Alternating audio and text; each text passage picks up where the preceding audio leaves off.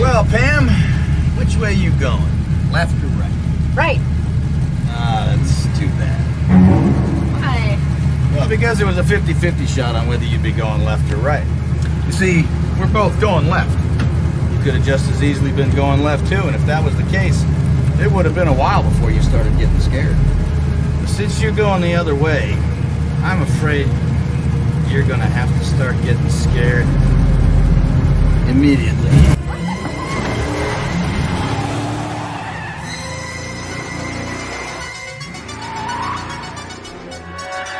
There's no more room in hell. The dead will walk here. Out, low down.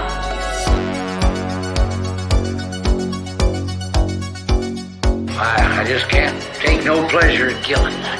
Just some things you gotta do. Death has come to your little town, Sheriff. You gotta be fucking kidding. Who's laughing now?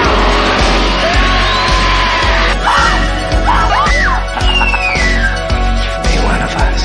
Join us! Join us! Join us!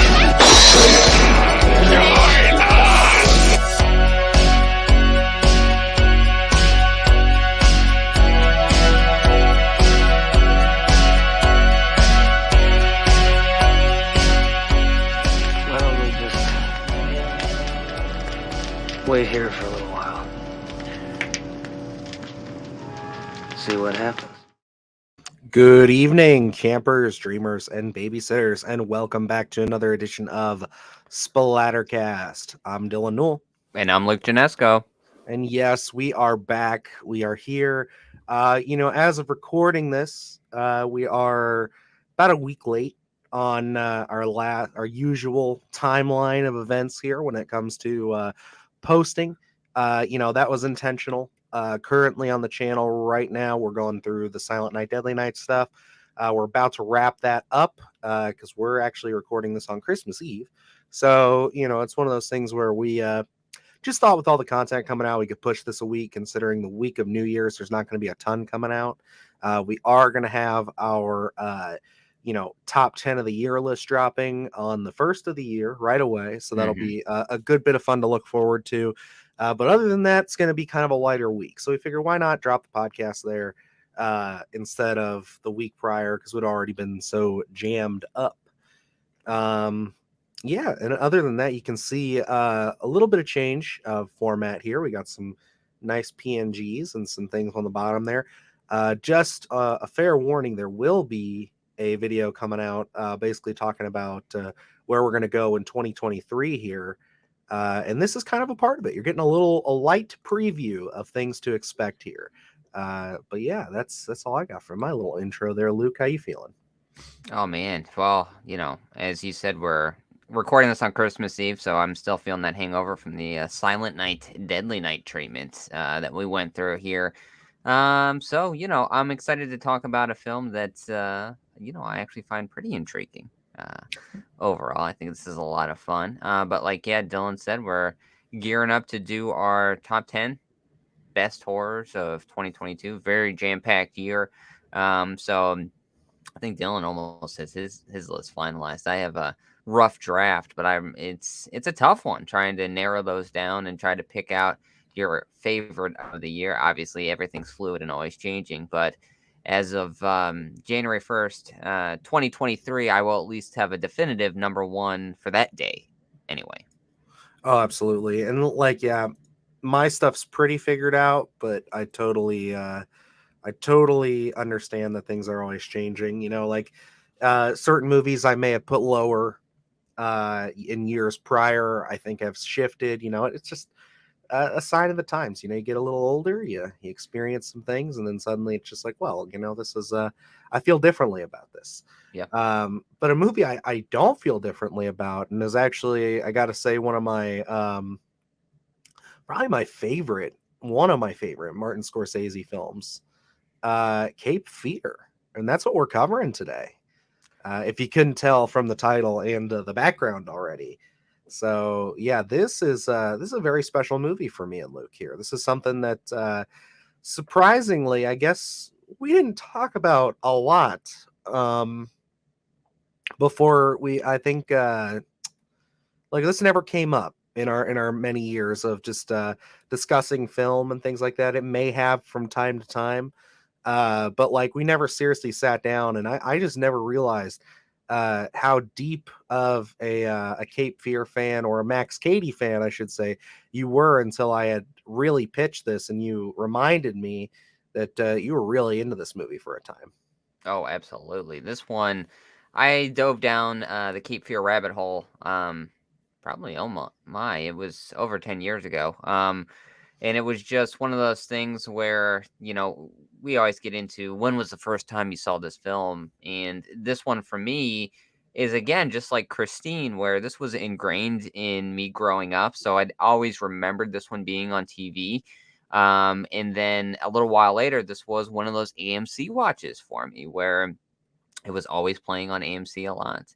And I ended up, watching it there. And you know how AMC was at the time. I don't know if they still do it, where they play it one day, and then probably for the next few weeks it's on rotation pretty regularly. So that was one of the things, one of the probably big moments that really had me dive down the whole Max Cady rabbit hole, was that there, obviously, if you watch the channel, slashers and suplexes is a thing, and I'm a pro wrestling fan. There was a pro wrestler by the name of Waylon Mercy back in the early '90s that was a take on the Max Cady character. He was only there briefly, ended up retiring due to injury, but in the character never really got rolling. But it was a pretty big lore on the internet of potential in terms of pro wrestlers and gimmicks that could have really went farther in professional wrestling. And this was always a character that was brought up. So, and I mean, he had the Hawaiian shirt, the white pants, the slick back hair, the prison tattoos. I mean, it was a evident take on Max Cady. So kind of diving into that character and then pivoting to the actual Cape Fear film, there was a good chunk of time there where I was just absolutely obsessed with this stuff. Yeah, no, this was a movie. I don't really remember exactly when this came across. My knowledge of the film, like where it came from. I just know, Martin Scorsese had been somebody that I admired forever. I mean, I think every aspiring filmmaker or screenwriter, at least at some point in your life, you wind up, looking at Spielberg stuff. You wind up looking at Tarantino, and Martin Scorsese is definitely one of those big couple names that pops up just because of their catalogs and just what they've been able to do.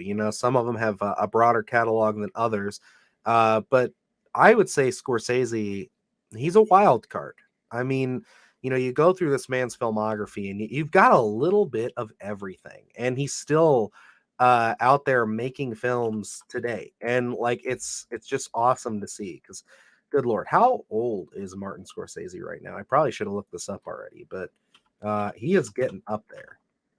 Yeah, I mean, you're throwing out some pretty big names there with Spielberg, and like for him, for me, very adventurous, very the grandeur of his films. Tarantino has a very particular style that you look at, and very intriguing. They're pretty evident in all of his films. Where Scorsese, for me, I always look at him for a lot of the character work. I mean, something like obviously you can't mention Scorsese without talking Goodfellas. And just like the takes and the performances that he gets out of his actors, and Cape Fear is one of those films. Absolutely. I think one of his best examples of just really pulling the best out of his actors here. Now, Martin Scorsese is 80 years old right now as of recording this. So yeah, and he's still out there kicking. Obviously, at the time of this recording, depending on when you're watching, Killers of the Flower Moon is his next film coming out to us. It sounds incredible.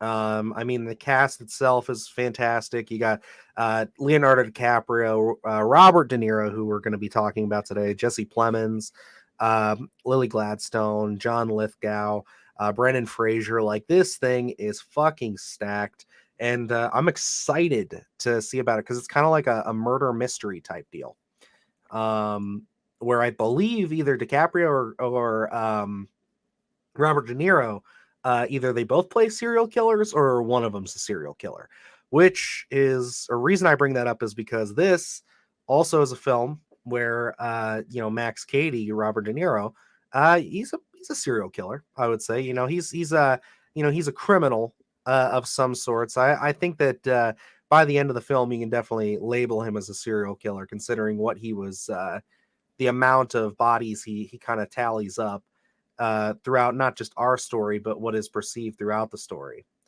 But before we dive even deeper into that, just talking about Scorsese a bit, because he's somebody who doesn't do a lot of horror. There's not going to be a whole lot of opportunity, I would say, for us to discuss his work.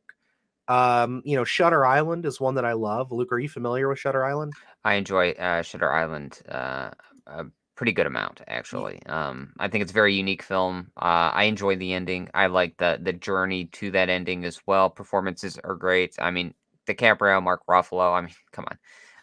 Absolutely. He's a guy that Scorsese's a guy that makes use of his cast. He knows very intentional in terms of who he's picking in the roles that they're going to be playing.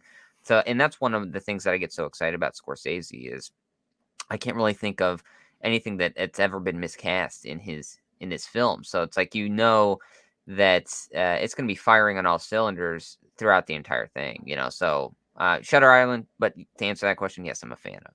Oh, absolutely. It's one of my again another. It's so hard to really just say this, but because like most of his filmography is a favorite of mine. And then if we're going other horror, more thriller.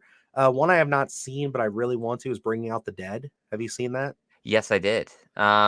Bringing Out the Dead's pretty good. It's for me. I don't think I was expecting maybe a little bit more from that film. It's not a disappointment in any sense, but I think it was one of those films where I only watched it a few years ago, and I think I was writing something pretty heavily, and I had watched that film expecting maybe I would get some sort of thematic uh, inspiration out of what what I was writing at the time, and it did not happen. So maybe that affected my viewing. I do have to go back and watch that one. I've only seen it once, but it has a very particular style, very intriguing film. Mm-hmm. And then we also that's pretty much everything as far as horror goes. Where again this Killers of the Flower Moon will kind of fall into probably our rotation of films we'll review as it comes out in Yeah. 2023 here. It's a crime drama thriller history kind of film. So Is that a theatrical release? I don't know. Okay. I'd have to look into it and see. I'd love it to be. I am actually as it seems like kind of a controversial take here. I'm actually a massive defender of The Irishman. I loved that movie. I've watched that movie more times than I can count for it being so long. I love his work with gangster films, and if we ever do get the time and find the way to do it, and we can reboot by admission. This is definitely a man I know both of us would love to cover some of his work. Because I mean, like, just for you, would you say like what are some of the Scorsese films that stick out for you other than Cape Fear? And then we'll get into the film here. The Departed. I love Huge it. one. I mean, that's another one that I don't think you can mention Scorsese and not talk about. I mean, it really is the usuals. Goodfellas, absolutely one that I watch on rotation regularly. That used to be on AMC all the time. Anytime that was on, I would stop and watch it. Go ahead. Are you a Goodfellas or a Godfather person? I'll say Goodfellas. Good answer. I'm also a Goodfellas person. I love The Godfather. I love The Godfather Part 2. I've never seen 3. Yeah. But Goodfellas is always my preferred gangster flick. And I mean, they're both great. I think Goodfellas flows a little more. It's kind of a thrill ride, I would say, and then plus Ray Liotta's performance in that from from start of Walking the Straight and Narrow to when he's just doing cocaine and going around paranoid about a helicopter. I mean, you can't beat it. Truly a character piece, seriously. Like, we could talk for hours on that movie, I'm sure. And then anytime he matches Ray Liotta, Robert De Niro, and Joe Pesci together, I mean, come on. It's perfection. It's like him behind the camera with those three. It's top-notch stuff. It's like stuff that I'd love to go back and relive, and I do regularly. Mm-hmm. Yeah, I would say for me, it's, all those with the inclusion of like Taxi Driver. Oh One that yeah. I've never seen that I really want to. I just couldn't find it streaming or really find a Blu-ray for it other than ordering it on Amazon is The King of Comedy. I It's one haven't I'm seen that very one curious to either, see. unfortunately. Yeah, I do enjoy Casino. I think out of his like kind of his mob trilogy there that he had for a little while, that one might be on the lower end of the spectrum for me. Not that it's a bad movie. It's just like out of the stories, I think I prefer Goodfellas and like The Departed a little more. Yeah. Wolf of Wall Street was an experience. Oh man. Sitting in that theater when I saw that, I remember I went with my two best friends and my dad when we went and saw that flick together, and it was like 8 o'clock at night on like a Friday, and we just went, and I didn't realize it was 3 hours long, and we just sat through it, and it was just like, holy fucking shit, this is insane. That movie is equal parts funny, interesting, and crazy. And And then again, the casting in that film, oh, phenomenal, dude, phenomenal. they all You can work so never well. discount a Scorsese cast, seriously. Like the dude has some of the best casting people on his team, and he knows how to work a performance out of people, which we'll definitely be able to talk about here shortly. But the last one I want to highlight, for me personally, is an important film, is Silence from 2016. I still haven't seen that one. I know you had It's talked about it in, again, my lack of viewing was also affected by Dylan because I had asked him about this when we were recording by admission, and he said, "Oh, it's good," and I thought I took that as like it wasn't great, and I never went back and watched it. I'm sorry I downplayed it. It's a great film. I just know that year, 2016 was a pretty good year for film too in general.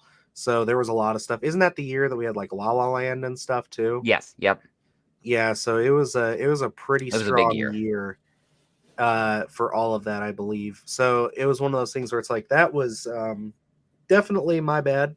I do love that movie. It's very important. It's very deep. It's stooped in religion. So I mean, if that's something that turns you off, like as a viewer, to anybody listening, I'd still say give it a shot because it's not like it's talking about religion in a different light, Yeah, and it's very very awesome, very cool. Some very torturous scenes in there. It is slow, it is long, but it is a very very beautiful film. that's definitely one that'll be on the docket for me to watch in between all these horror films. 100%. But yes, so Cape Fear, man, like yeah, again, I kind of getting back into this one. I don't remember what set me off. It could have been a Watch Mojo list just talking about, best Scorsese films, and it was one that I'd never seen. I think it was on Netflix streaming for a little while, and that's where I first picked up this flick. And yeah, it was just a match made in heaven, man. I saw this movie. I was so entranced. I was like, oh my God, this is equal parts scary, interesting, and the performances, from the entire cast, but especially Robert De Niro, are just captivating. My Yeah. God. And that's where it's like, we'll get into the cast here in a little bit, but the one thing I do want to say here is, um, a lot of performances in this are pretty reserved. You know what I mean? Like they're not very outspoken characters, but with the exception of Max Cady, Robert De Niro, and he really facilitates this and amplifies every other performance and all the scenes that he's in just through the Max Cady character alone. Yeah, and the level of commitment that he gives to this, which we'll talk about it here once we probably in our first section, when we to go through the story, because like this is just a crazy amount of commitment to this character, and you could tell that this was something that Robert De Niro really fell in love with this material, and he wanted this to be something. And I mean, this is at their peak. This is post Goodfellas. This is the film that he made right after Goodfellas. So it's one of those things where it's like they're riding an unimaginable high right now, as opposed to their partnership. So Yeah. it's just kind of like you got to see like Robert De Niro's like, I'm ride or die for this gentleman. Like he'd been working with him for years, but they finally really had something since Taxi Driver, I would say, that really struck a major chord with people. And he's like, now we got to just take this thing to the next level. And it's interesting, the inception of this film, because initially Martin Scorsese was not supposed to do it. So I think I'll save that, but I think without further ado, maybe we should hop into our first section here. Alrighty. The film which you are about to see is an account of the tragedy which befell a group of 5 youths, in particular Sally Hardesty and her invalid brother Franklin. It is all the more tragic in that they were young, but had they lived very, very long lives, they could not have expected, nor would they have wished to see as much of the mad and macabre as they were to see that day. For them, an idyllic summer afternoon drive became a nightmare. The events of that day were to lead to the discovery of one of the most bizarre crimes in the annals of American history, the Texas Chainsaw Massacre. Yes, so we are here talking the account of the macabre. This is our, section where we basically go through the story of the film. If you're a longtime listener, but for anybody who's new, we kind of break down the story. We get a synopsis going. With that, we do kind of dip into a couple other fun facts, things like that. Like I said, I wanted to save the amount of commitment from De Niro for this one, just because this seems like the most appropriate place to talk about it. But before we get into all that, I'll read the synopsis that I have here. Usually we try to write them up ourselves. This one I just pulled from Google, just because I tend to get a little long-winded in my synopsis. I'm not as strong as my counterpart here when it comes to writing up a nice synopsis. So without further ado, I'll take us through. So when attorney Sam Bowden, Nick Nolte, knowingly withholds evidence that would acquit a violent sexual offender, Max Cady, played by Robert De Niro, of rape charges, Max spends 14 years in prison. But after Max's release, knowing about Sam's deceit, he devours his life to stalking and destroying the Bowden family. When particular attempts to stop Max fail, Sam realizes that he must act outside the law to protect his family and daughter, or his wife and daughter, in Martin Scorsese's remake of the classic 1962 thriller. And this is a little bit before we dive a little deeper. I know I keep prefacing everything in this so far, but some people might be sitting here screaming, this is not a horror film. This is a crime drama. I think part of our mission today is to kind of change your mind on that, if that's how you feel. Because this, to me, yes, this is a thriller. This is a crime thriller. But it also is very steeped in horror imagery and performance, in my opinion. And, I think that narrative out there, especially being released in 1991, that it's been a little more emphasized that this is, a crime thriller rather than horror because of the stigma. I think now in 2022, maybe we're a little more open. I mean, we talked about Bones and All. We've talked about The Menu. All these things that have horror undertones that are, in a sense, horror films, but also in a sense may not be, depending on who you talk to. There can be a case made for it. But same thing in 1991, where Silence of the Lambs, same stigma, where this is not a horror movie. This is a thriller. This is, anything under the sun except horror, because of that stigma. Is we don't want to be defined in the genre that Jason Voorhees is, or Michael Myers, or, the gratuitous nudity, the violence, all this stuff. We don't want to be associated with that. Where Cape Fear, looking at this film, it falls into a lot of different categories, and psychological horror, I feel, is pretty evident here. I mean, the Max Cady character, clearly a sociopath, so in the way he's able to manipulate people in the system, this falls deeply into the realm of horror, I feel. Yeah, I agree with you. Psychological horror is spot on, the best way to put it, because this man tortures his family. Mm-hmm. And it all starts off so small and so minuscule at first, but quickly starts to roll downhill. And you really see how he just gets under the skin all the way up until the final moments of the film. And it is just, again, we talk about the performances here. It's one of the scariest performances I think Robert De Niro has ever given. in his career. I think that's clear as day. He's terrifying. He's methodical. He is smart. He's charming. He is basically the perfect predator in a way. And something that we have really a topic that seems to be unintentionally the topic of December is with the Silent Night Deadly Night films. We covered all those. Um, a majority, if not all of them, I'd say, other than the remake, and I guess you can kind of say not really five. They all have those angles of essay or sexual assault within them, and this film it deals with that heavily because again, Max Cady is a violent sex offender, and it's something that he's steeped in. He is a predator. He seeks young women, vulnerable women, and he likes to take advantage of them, and he has no morals with it. And it is truly some terrifying stuff if you want to ground this film. But even beyond that, just the scenarios that he puts these people in, in the eyes of the law, with how he's able to kind of manipulate the system, and he's following the letter of the law to a T. It's like he's so well versed in it. It's almost like he is playing Sam Bowden at his own game, and he's doing really well. And it's all scary. It's all really terrifying and kind of sets you in that real world aesthetic of just like, oh my God, like this could truly actually happen. And it's terrifying.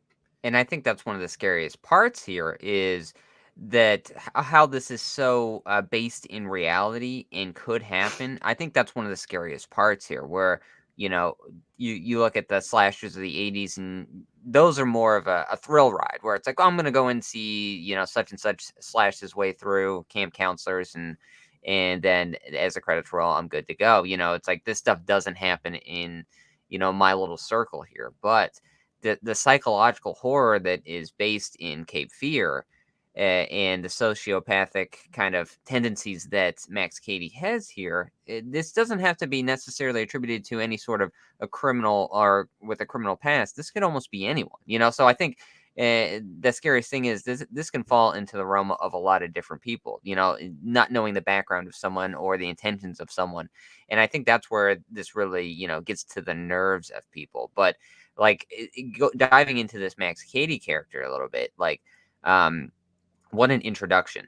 One of the most iconic in my head of introductions to a character ever, where he's in prison, he's working out, the back tattoo with the truth and the justice. I mean, absolute phenomenal visual. Again, perfect visual storytelling, where we see the law books, we see the Nietzsche books, as well as the Dante's Inferno book. It's like we're learning so much about Max Cady without ever saying a word, and it's just perfection. Yeah, and for any of my Marvel fans out there, on his wall there are also superheroes. There's a few people out there who probably know a couple of them. He actually just made his cinematic debut, I guess you should say, in Doctor Strange's last year, even though it was a small role. But you can find Black Bolt on there as one of his idols, and one of the people that it just caught my attention, and it did change my perspective. I watched a review, kind of like a long, in-depth review from Off the Shelf Reviews. I love their channel. There's these two English guys that I've been watching for years. They sit down and cover this stuff.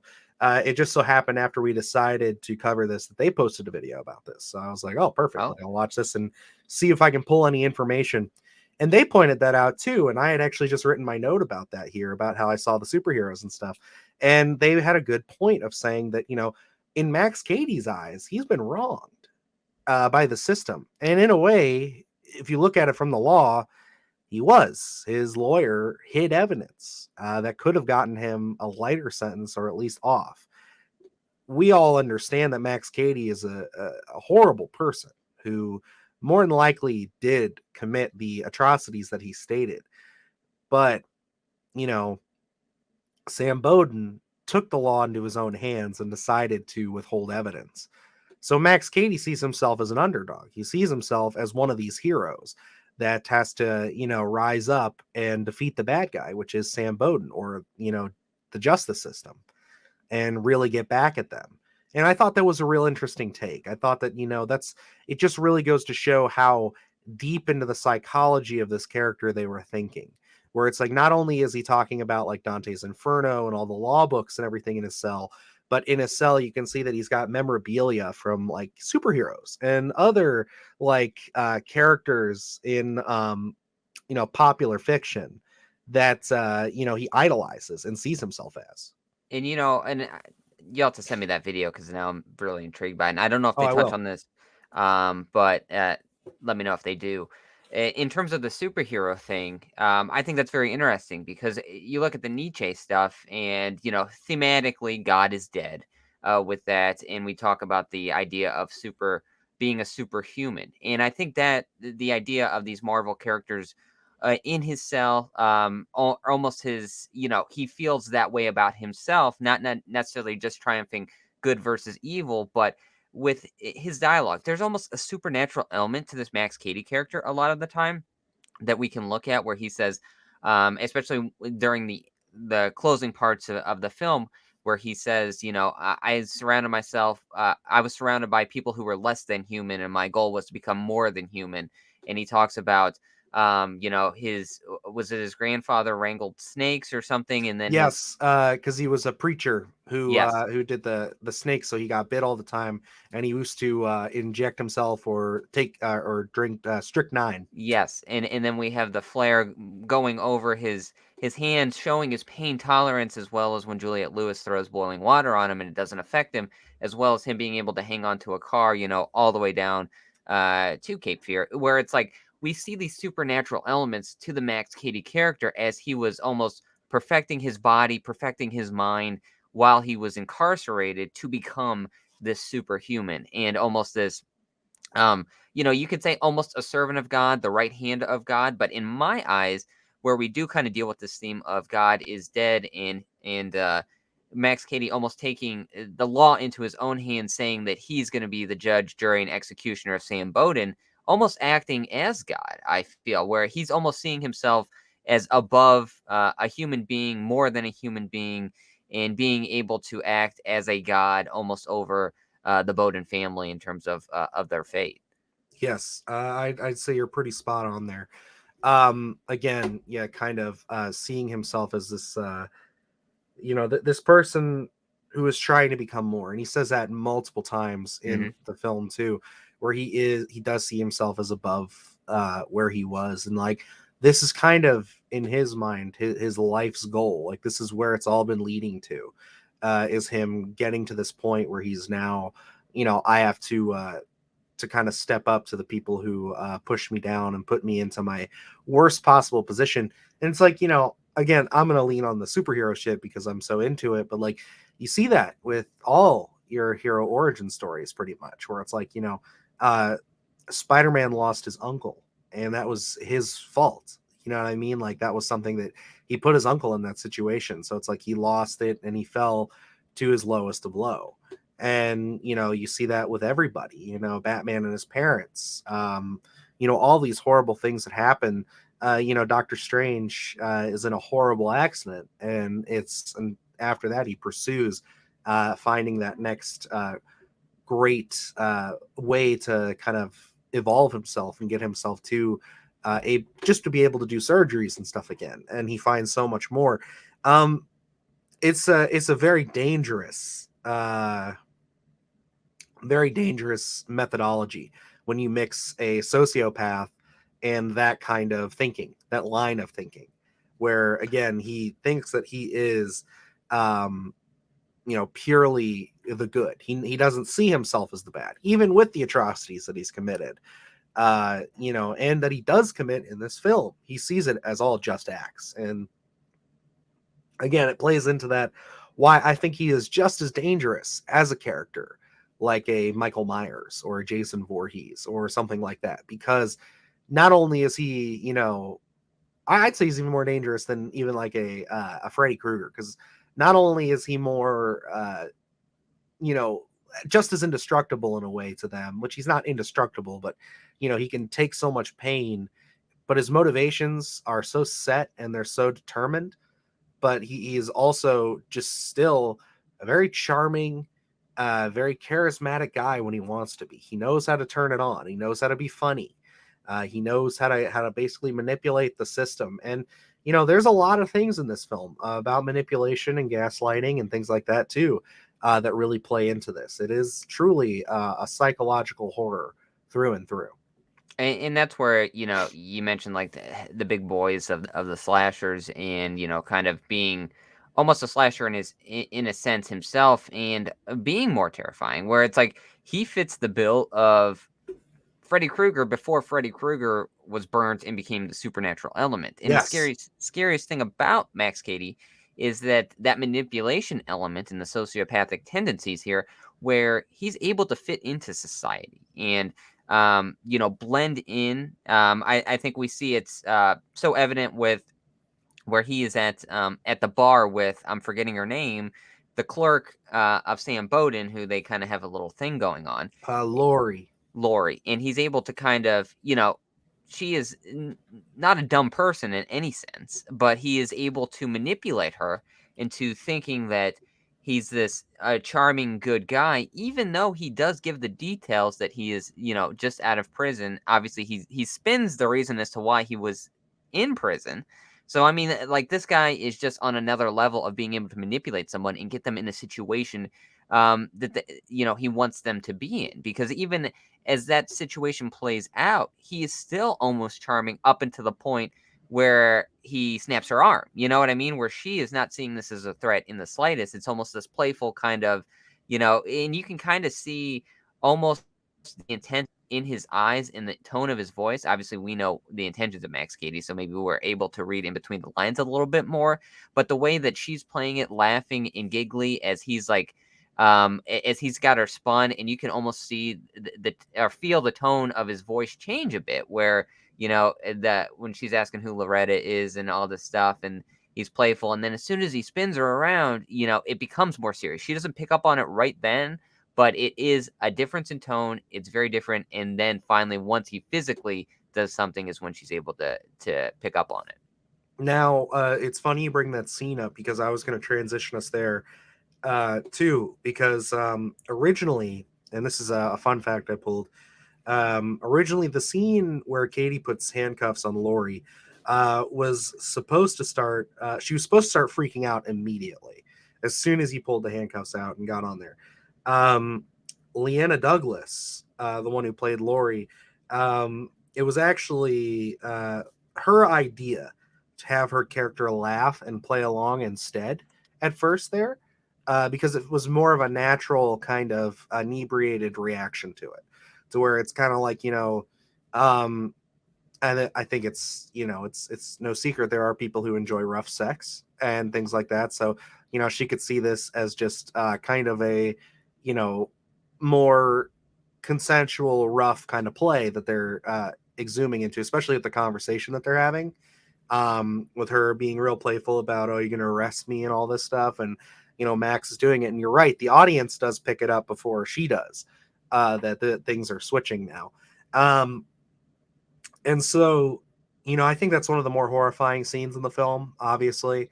But just the, not even that you see any real sexual acts, but just the acts of violence that are portrayed on her. Yes. With him then smacking her around and then biting a chunk of her cheek off.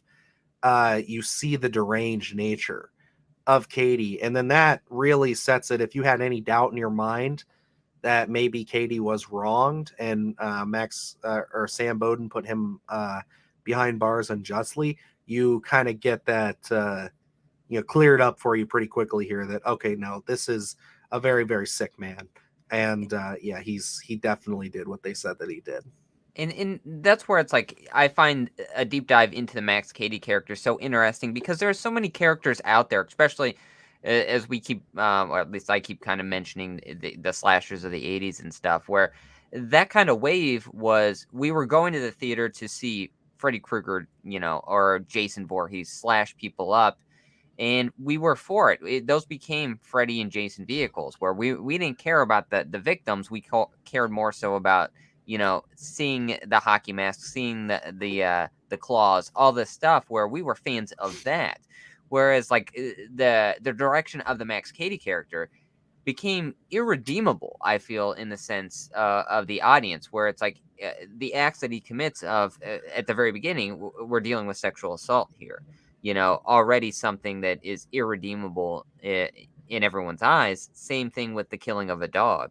You know, the animal cruelty here, again, something absolutely irredeemable. And then again, we circle back to the sexual assault and the viciousness of, you know, he could have done something. We could have left it at the breaking of the arm, but he bites her face, a very animalistic act here. And, you know, he ties that all the way back. I know we're jumping all over, where I think it's interesting, almost this, his desire to be better than everyone, but then also I think in his heart knowing that he is not. Where when Sam pays these three men to jump him, that whole dialogue there is based around, you know, I can do this better, I can outdo you in this, and I can outdo you in that. Where you can tell that this is such a thought in the Max Cady character's head, is that to again become more than human and be better than everyone else, but I think at his heart knowing that he's not. And you know, as you were kind of saying, where he refuses to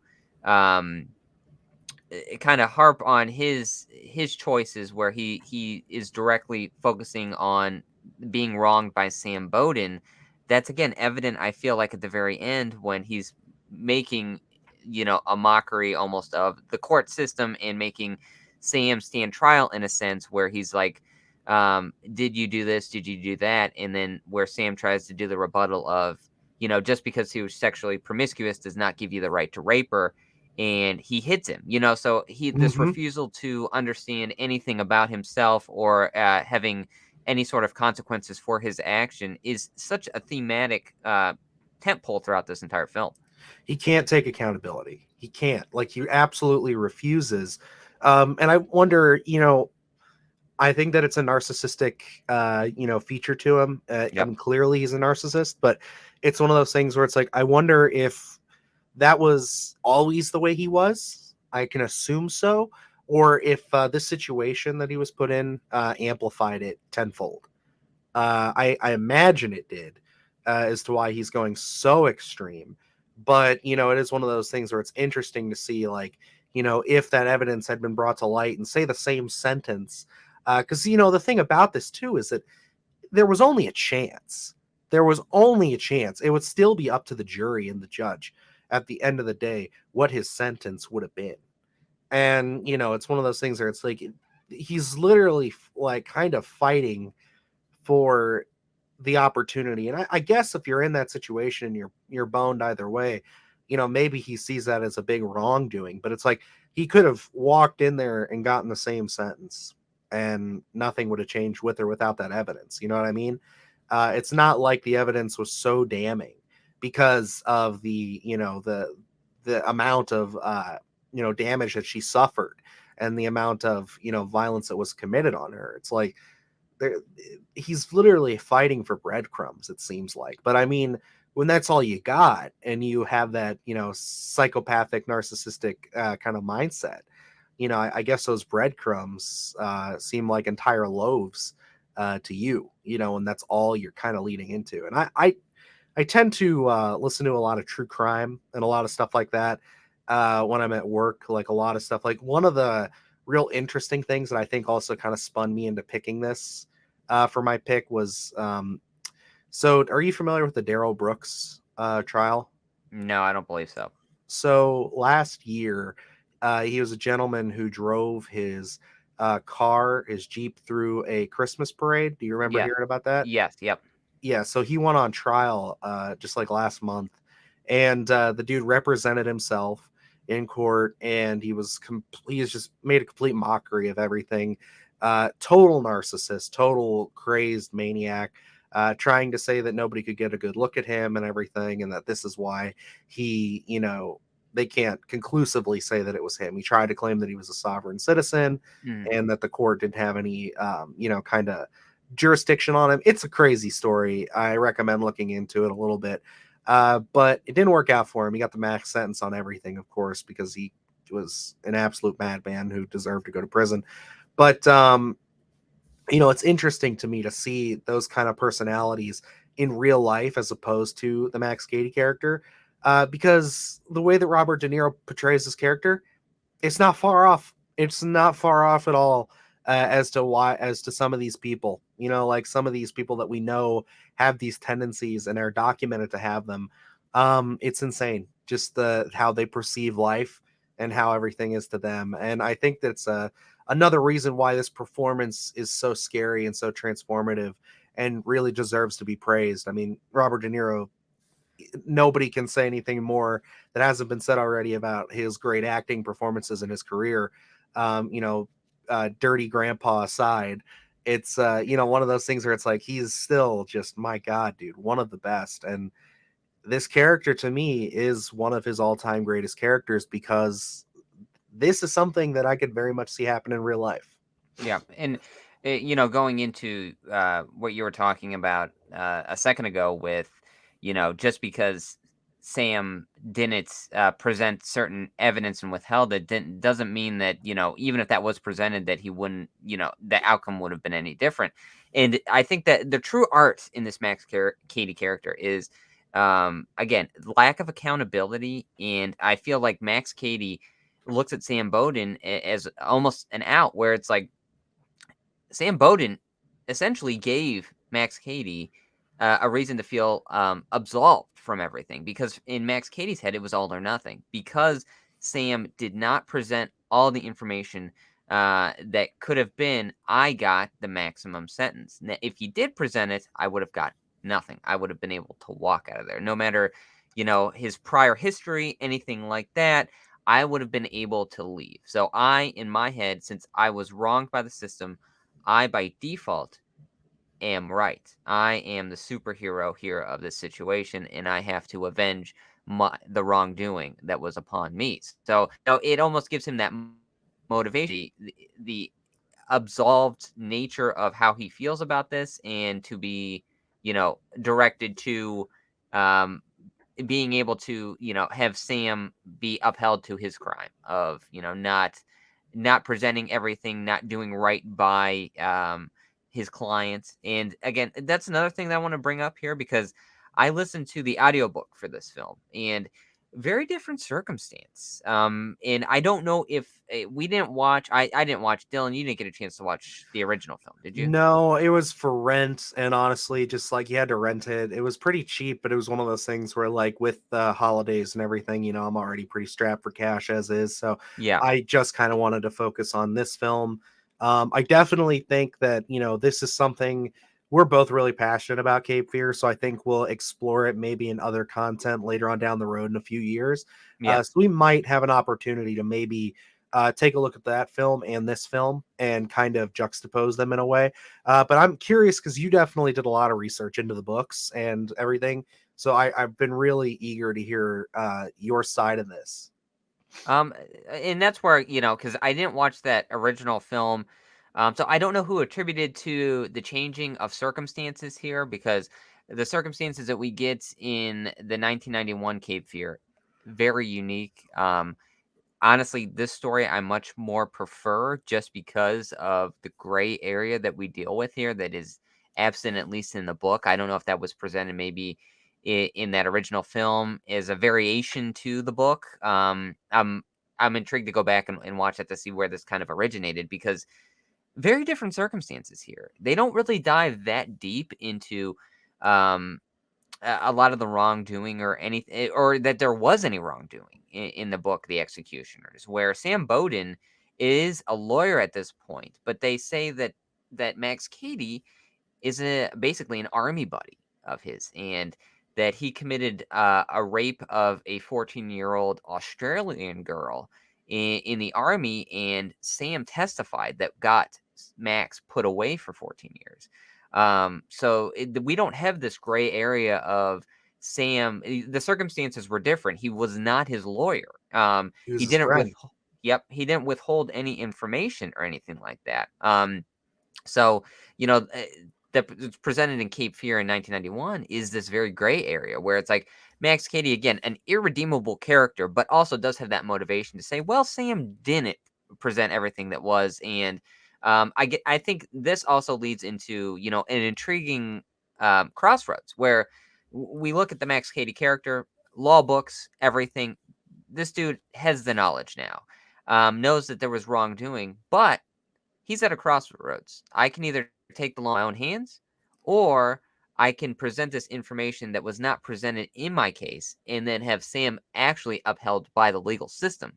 But he chooses to take the law into his own hands and provide justice that way, which I think is another very interesting. Again, we look at the back tattoo, truth and justice. Injustice is, I think it's a knife, isn't it, on his back? I believe so. I can pull up the picture. It's he's got a lot of tattoos, and that was something I was going to get to here shortly. Just a little bit more when we get to our next section about behind the scenes stuff.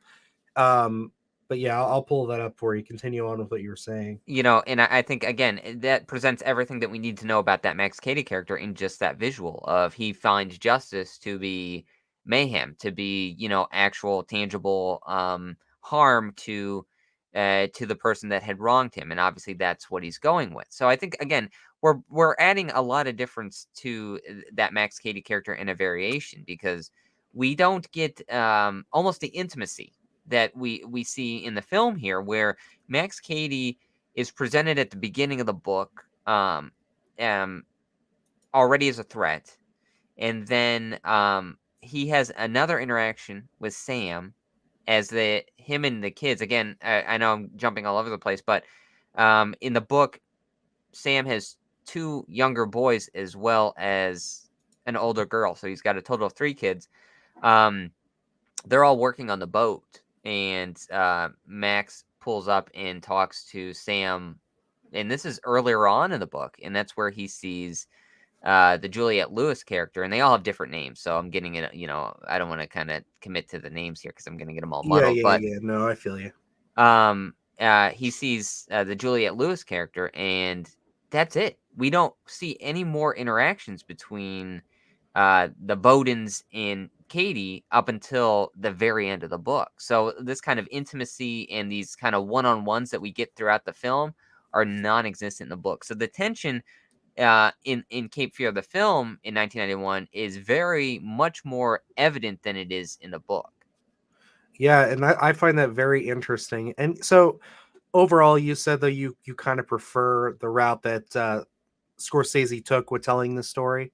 Yes, I think this way, because it gives you that gray area, and I think that's kind of the beauty of a lot of films, where it's like you can see the motivation. Maybe you don't agree with the Max Cady character in any sense, but you see his motivation, and you can try to justify it if you want, but then at the end of the day, the route that Max Cady does take is flawed completely, where he did have a chance to fight back, and maybe Sam could have been upheld for the crime that he did commit in the lack of presenting evidence. But since Max at heart is an aggressor, that's the route that he takes for his justice. Yeah. I thought that it was pretty interesting that you bring up the just the way that the family was portrayed in the book as opposed to the film.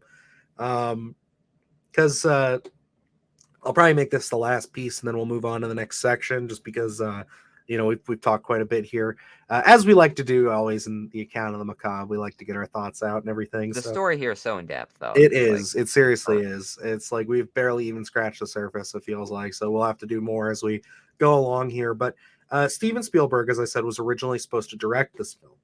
He later recommended Martin Scorsese for the job and personally called Scorsese, letting him know that it was a commercial film that had potential to be a hit, which would exercise more power for Scorsese to make films in the future.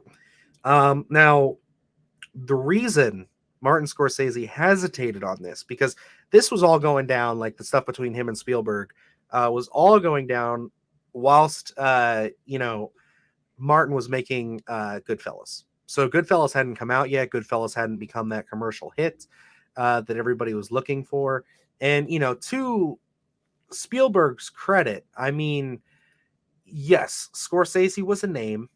but to the to the masses, he may not have been that big of a name just yet. Because like if we look at everything before that, we have some of his bigger films would be like Mean Streets, Taxi Driver, Raging Bull, which I know I'm saying this now and you guys are thinking, holy shit, those are all like instant classics. You got to think for the time period that we're living in. This is still, the early to mid 90s here. So like these films are still on their way up and up. King of Comedy was before this.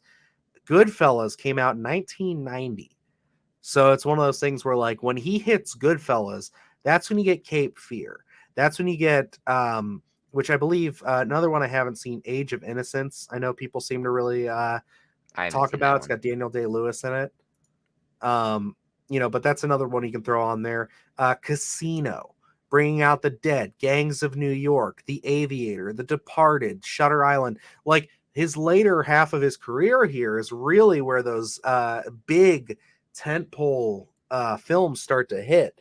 So it's one of those things where it's like, it's no disrespect from Spielberg to be like, hey, this will be a big commercial hit for you.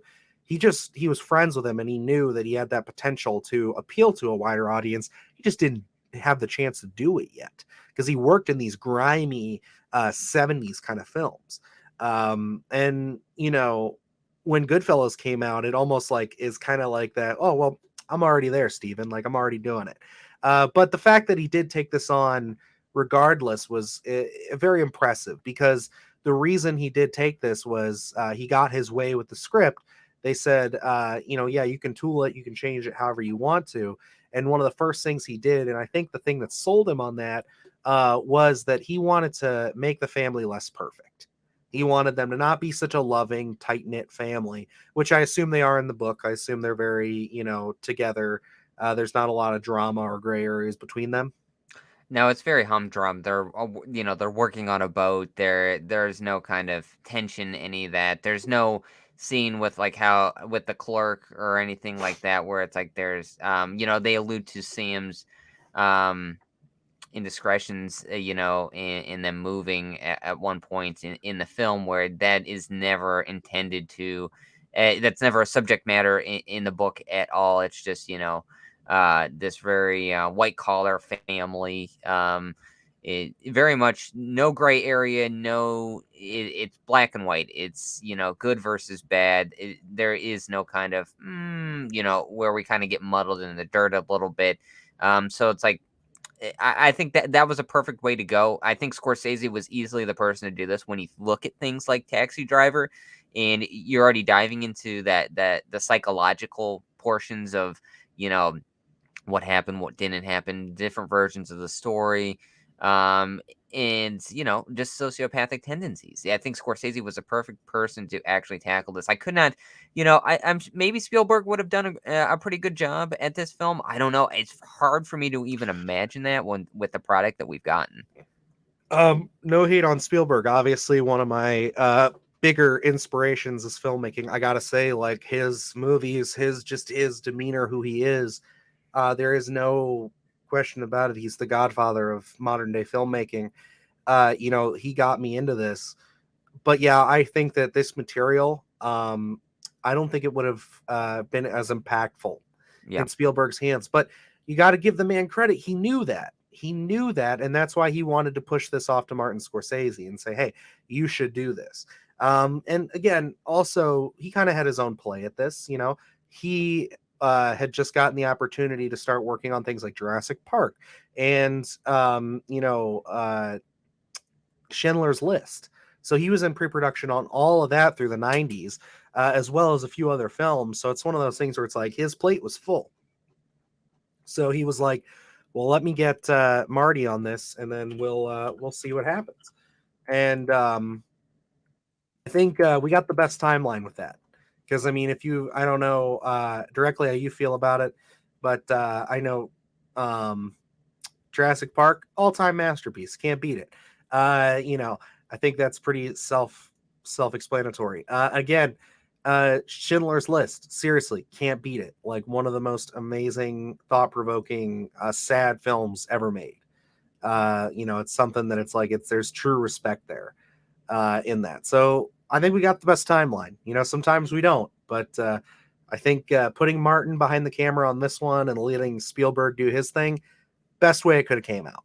Yeah, no, I think so as well. As we mentioned earlier, well, I did in earlier when you were talking about different directors and stuff, where there's this element of grandeur by Spielberg, and I think he was already hitting that element as the topic of Cape Fear came up and passing it off to Scorsese. I can't imagine this film having that big feel to it. I don't think it needs it, and I think this has a slight. It doesn't feel like a small film, but it feels like a close knit, almost claustrophobic in a sense kind of film. And I think that is due to Scorsese and where he wanted to take this film.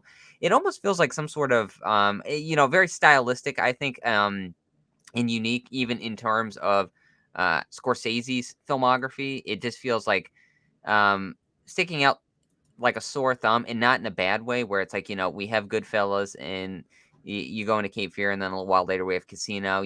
It's like, it feels a little different. This film almost feels, it's hard to place it, but it feels like almost like some sort of Americanized giallo film, where it's like we have the brightness of some certain colors, especially with the Max Cady style that he's wearing. Everything, I think that's very interesting, in this kind of element of, it's like a whodunit a lot of the time, even though we know it's Max Cady, but it's presented like we don't really ever see him doing a lot of these crimes. So, I think Scorsese, this was put in his hands perfectly. I agree. We got the right timeline. Absolutely. And, I'm thinking about the cast of where it would be. I mean, you'd have Juliette Lewis's character would probably be played by Drew Barrymore, who was up for the role for this. She did not make it. Juliette Lewis was actually the first person they tested for this. And then they went through and did like another 100 actresses. And then they were like, yeah, Juliette Lewis is perfect. You know what I mean? Like, we got it right. Yeah, which is funny. That happens a lot, apparently. It's like you'll see that person, and then they'll be like, okay, well, let's just double check. And then they're like, yeah, no, we made up our mind fucking, 30 people ago. And then I'm thinking, you probably cast somebody like Harrison Ford to play Sam Bowden, which I don't think would be terrible. But, I don't think you'd get as much of that kind of Nick Nolte grit that we get. Not to say that he can't be gritty, but it would just be, again, like you said, a much wider scope film.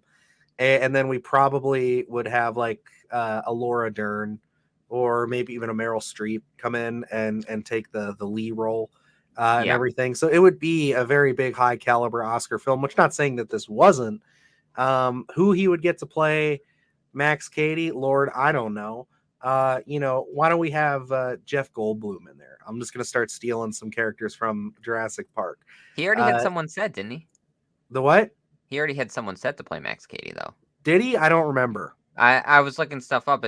Bill Murray was pegged. Oh, that's right. Yes, I did have a note about that. I forgot that was. I thought that was initially Scorsese. Maybe I wrote that down wrong in my notes. I think that was Bill Murray. I think that was Spielberg, but I don't know 100%. Yeah, I was going to get to that here with when we got to the cast and crew, but that's fine. Yeah. We can talk about that real quick, and then we'll move into the next one. Actually, you know what? Let's move into the next section because we're kind of getting behind the scenes anyway. We're going to move into the next section that we call Behind the Mask. Happy, happy Halloween, Halloween, Halloween, happy, happy Halloween, Silver Shamrock. It's almost time, kids. The clock is ticking. Be in front of your TV sets for the Horathon. And remember the big giveaway at 9. Don't miss it. And don't forget to wear your masks. The clock is ticking. It's almost time. Happy, happy Halloween, Halloween, Halloween, happy, happy Halloween, Silver Shamrock. Yes, so Bill Murray. I mean, good Lord, man. What casting that would have been. Your thoughts, I want to hear this because I think we're both big Bill Murray fans. And I know you're a massive Max Cady enthusiast. So I want to hear your thoughts on him taking on that role. I think it could have been interesting. My take on comedians taking on any sort of dramatic or more serious role, I think tends to be that we get the best out of them, because of that range, that they're, being able to make people laugh, I think is probably the hardest thing to do. So once you master that, I think you can almost master anything. And going back to the book, if that's what they're going to be working off of, there isn't that much there in terms of personality for Max Cady. So it's really almost a blank sheet for you to kind of add your own flair to it. And I think Bill Murray would have brought a flair to it. I don't think it would have been the De Niro flair that we get. I think it would have been probably different. And I don't know what we would have expected out of that Bill Murray performance, because again, there isn't that much in the book to really get behind into the mind of the Max Cady character. So could it have been a little more off the wall, maybe a little more not necessarily comedic, but have those comedic undertones? I think maybe we could have gotten that. I don't know, but I don't like us having De Niro. I think it was perfection. It is. And, you know, we're going to now talk about the level of commitment that De Niro made to this film with a couple of key points here. You know, the thick accent Robert De Niro uses to play Max Cady reportedly gave Martin Scorsese the creeps. As a joke, De Niro would call Scorsese's house, leaving voicemails as Cady. So just that alone, even though it's kind of like a playful kind of behind-the-scenes trivia note there, shows how much he actually invested in becoming Max Cady and wanting to play this character. It's very interesting because then we move on to things where it comes to like his Southern accent and the lengths he went to kind of, you know, get that right and wanted to become that. You know, Cady's accent came from an earlier role where he played a Southerner. To prepare for the role, De Niro took excerpts of the script and on a tape recorder into Southern towns and would ask locals to read the lines into the tape. So like he would take literal sections of the script, record it, play it to somebody and say, now, can you say that back to me in your accent? And they would. And then he'd sit there and he'd just listen to it for hours upon hours and really develop that accent, try to get it as authentic as possible. And there's one more piece here, but I mean, you can already tell that he was really into this. He was like, I want to make this guy scummy. I want to make him something else. He wanted to really get into the shoes and the mind and the skin of Max Cady. And, you know, that's seriously a feat all in of its own.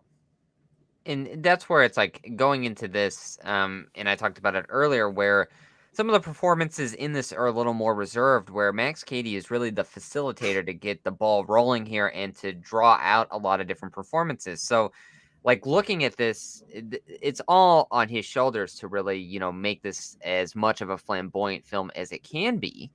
And I don't know if you would have gotten that with a Bill Murray, just because, I don't know, he doesn't have this.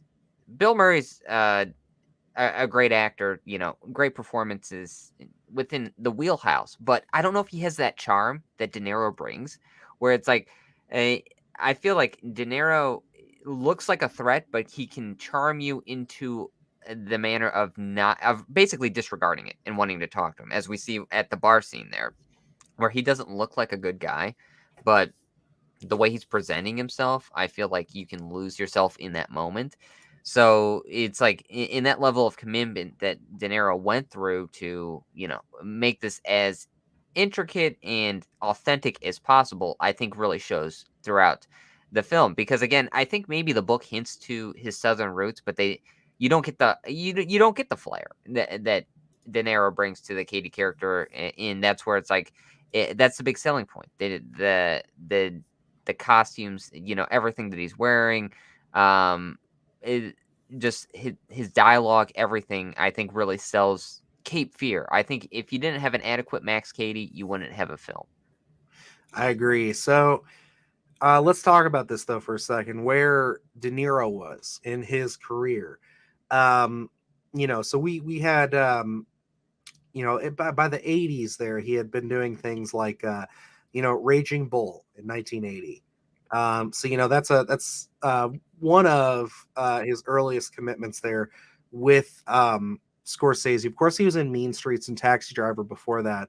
But again, that's their third time working together. And you can see that one definitely, I think, affected his career, and you can see the trajectory there a lot firmer because before that, with Taxi Driver, he was in The Godfather. He was in a lot of these gangster flicks. You know, The Deer Hunter was a little bit of something different. But he goes from Raging Bull to then working with him again in The King of Comedy, which then gives him a chance to show some more range, to have a little bit more of that kind of flamboyantness to his character. And then, of course, he sticks to what he knows with like Once Upon a Time in America, you know, all the stuff. He's in Brazil. And, you know, he's kind of moving up. And then he works, you know, with Brian De Palma on The Untouchables, playing that Al Capone role. So it's like he's kind of really just sticking to his guns there for a little while. I think because where he was then, he did like Midnight Run, and then We're No Angels, and then he does Goodfellas, and he gets to play Jimmy. And again, it's gangster, but it's Scorsese gangster. So it's one of those things where he does get to kind of mess the character a bit, be a little bit more of a sympathetic gangster, not so much like his Al Capone type. And then after that, he just kind of falls into things like, you know, Backdraft. He has a role in that. And then he gets to play Cape Fear. So I think very much so. Robert De Niro was hungry. Robert De Niro wanted to really stretch his legs a bit. He wanted to dive into, you know, something a little stranger than what he's used to. You know, he wanted to play an intimidating, scary character.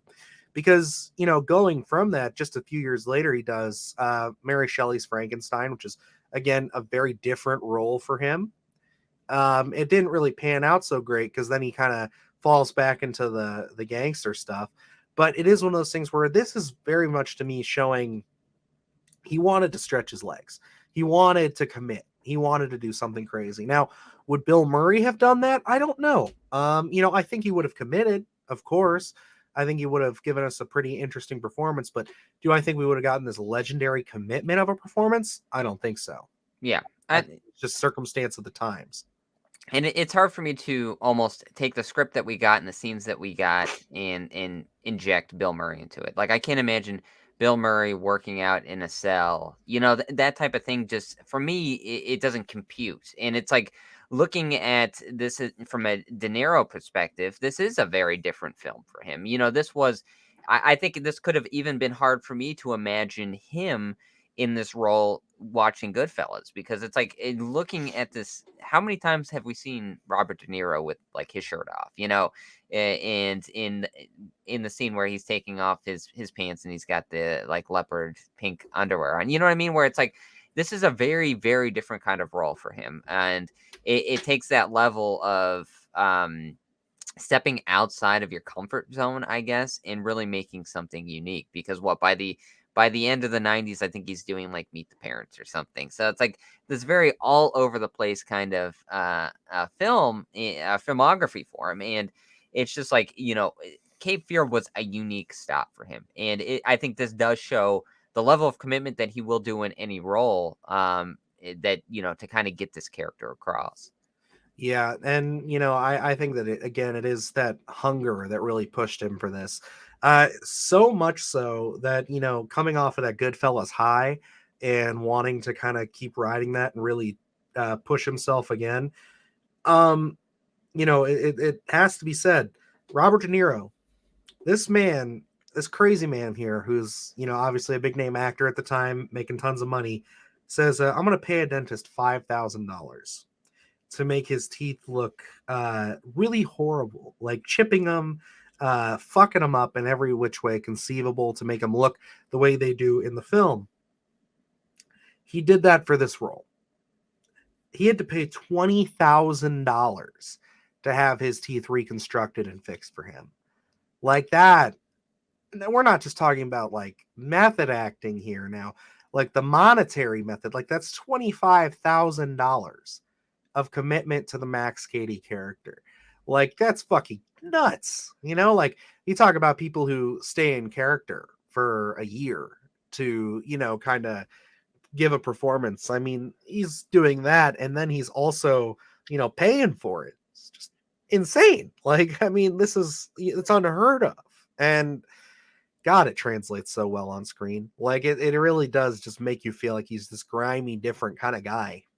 And that's what you need, I think, in these characters. You need that authentic feel to it, you know, where it's, you can't go, half-assed with it. You have to be full board in terms of the research, especially when you're dealing with these kind of sociopaths in a sense where you have to feel it. You have to be in that mind. I mean, we talk about like Heath Ledger's Joker and how anytime a lot of people play the Joker character kind of affects them mentally. And I think that's the kind of state you had to get to be this Max Cady character. He's very much a Joker-like character without the face paint, wanting to watch the world burn and in manipulating people. He's a guy that I could easily see leading some sort of gang.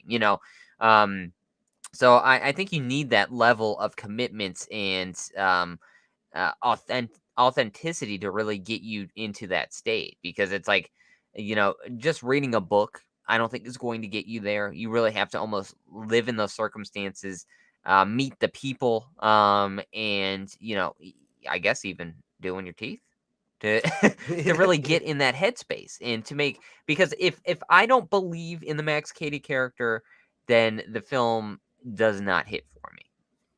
Yeah, no, and I think that's truly what it comes down to, is that performance. Because yeah, it's you really got to sell it. But I think unless you have anything else you want to throw into the behind the scenes stuff here, we can get into the cast, so we can talk about kind of the rest of the cast here and see how his performance affected everybody moving Let's forward. do it.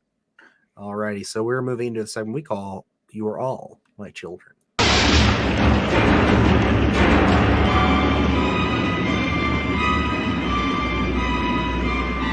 You are all my children now.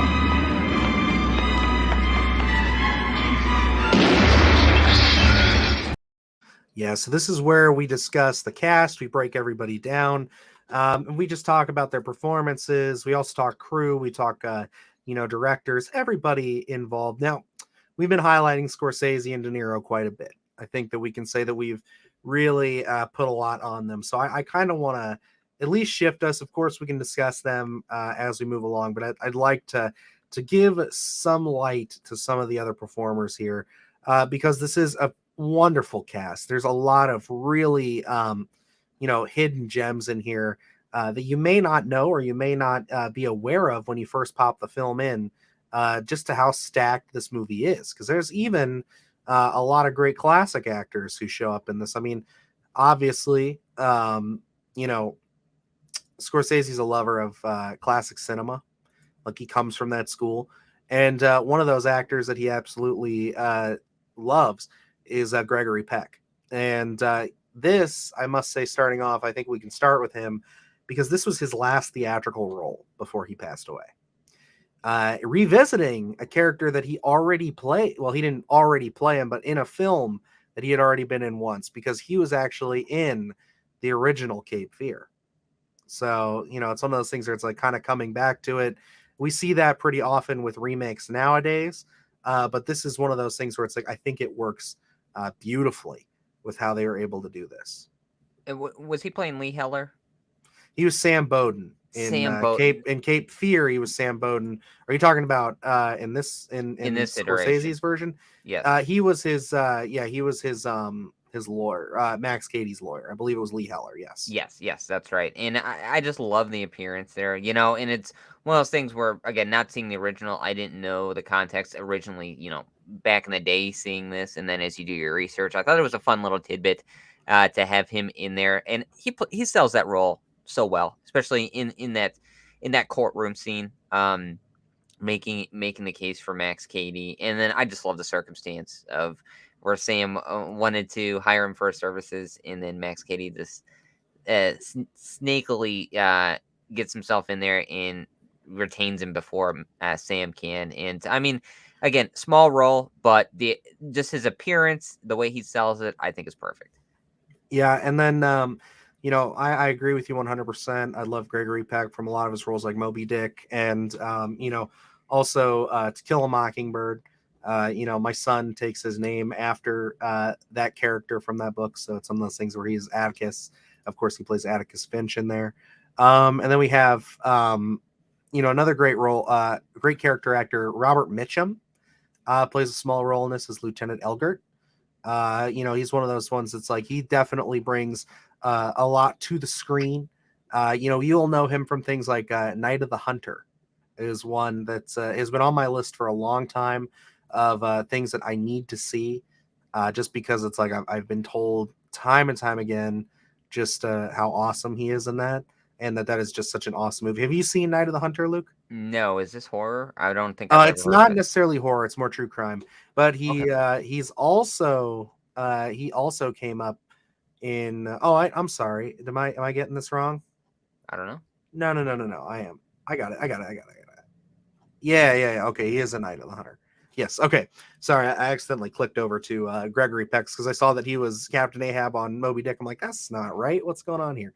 But yeah, no, and you'll also know him from things like Scrooged, maybe. He's got a role in that. And then he also did Dead Man, which is the Jim Jarmusch movie. Jim Jarmusch? Yeah, with Johnny Depp. No, I don't think I haven't seen that one. I still have Jim Jarmusch is a guy that I still have to complete his filmography. I've seen a couple of his films. I own a few on Criterion, but he is one that I still have pretty big holes in that filmography to complete. Nevertheless, Robert Mitchum is somebody that you should know, and when you dive into more classic cinema, you will know him very much. For those of you who aren't familiar with him as of right now, and he delivers one of my favorite lines from the film as well as the book, where he says, "Well, pardon me," all over the place. I just love that delivery. I love the context of it as well, where he's kind of trying to almost guide Sam into what he should be doing, and I just think it's great. Great delivery, and again, having these little cameos like that, I think it's a great little tidbit and a nice tribute to the original. Absolutely, and that's another thing they also highlighted on the off the shelf reviews was that line themselves. They absolutely love that, and I agree. It's a wonderful line. It's truly something special. And then we can get into Joe Don Baker, who you'll probably be a little bit more familiar with him there, Luke. So you'll know him from things like Mars Attacks. He's in that. He's in Congo, GoldenEye. And then also a little bit more recently, he was in Mud. Yes. Yep. Mud's a great film, but yeah, he's also Brandy's dad from Joe Dirt. if that one rings a bell. That's right. Yeah, I forgot about that one actually until you just said it. He plays Kursic. Mm-hmm. Yeah, and I think, I'm definitely wrong here. But when I was watching this, I was pretty sure he was the dad from Gremlins, but that's not the case. So who's the dad from Gremlins? I'm not sure who that is. Looks very similar. Maybe no, not. yeah, they have the similar features. I totally understand. I totally get where you're coming from in terms of thinking that was him, because almost same facials. I think. But a great character nonetheless. He sells it so well. I love that he's trying to help Sam out, trying to give him advice, and oftentimes it backfires. I love his interactions with Max Cady, especially when they're at the near the dock and everything. And it's just him saying is that a threat, and it's just it's almost when we look at Max and Sam, I feel like it's almost this pursuer and the pursuee, where predator and prey, where I feel like when Kursic matches up with Max, it's almost predator versus predator. You know what I mean? Two bulls going at it. Where I feel like Kursic actually has that chance, and I think it's because he sells it so well. He's not budge. He's not going to be pushed around. Kursic sees himself as much of a threat as he does Max, and so it's where he comes back to Sam and he goes, what does he say? He's wiry or slithery, or I can't remember exactly what he says. He mentions the theatrics that Max has all the time, Yeah. And calls him an asshole. It's I love that kind of dynamic that he brings to it. Boy, and I don't know what he's drinking. Pepto-Bismol and It's some kind of liquor. Yeah, he's talking always about mixing it. I love it. His dad used to drink that on stakeouts. Yes, I thought it was perfect. That is such a great scene, and that's the scene that I'll always remember him for. Of course, I mean, the dock scene is also very important. Where he's asking, Robert De Niro plays this very smartly, kind of hearkening back to his Taxi Driver days, where he's more like, "Are you my friend?" kind of thing. them going back and forth with each Yep. other and stuff like that. Like they just have a really good kind of standoffish demeanor, and and it's fucking great. But that scene in and of itself is just terrifying, and I think that it also really does lean into that the horror element where Max Cady has killed their maid, and he's dressed up like her. And as he's talking about when he goes out on the stakeouts, he takes this piano wire that's been missing now for probably about 40 minutes in the film. They notice it's gone when Sam Bowden's just playing on the Nick Nolte's playing on the piano, and it's just missing. They bring it up, and it's such a like pointless kind of addition. But then he literally wraps that thing around Kiersik's neck and just yanks it through, and it's so gory. And then Kiersik's trying to shoot him, and he gets, Max has him shoot himself in the face. And then he concludes it by calling him a white trash piece of shit or something like, "Oh, I'm not a white trash piece of shit."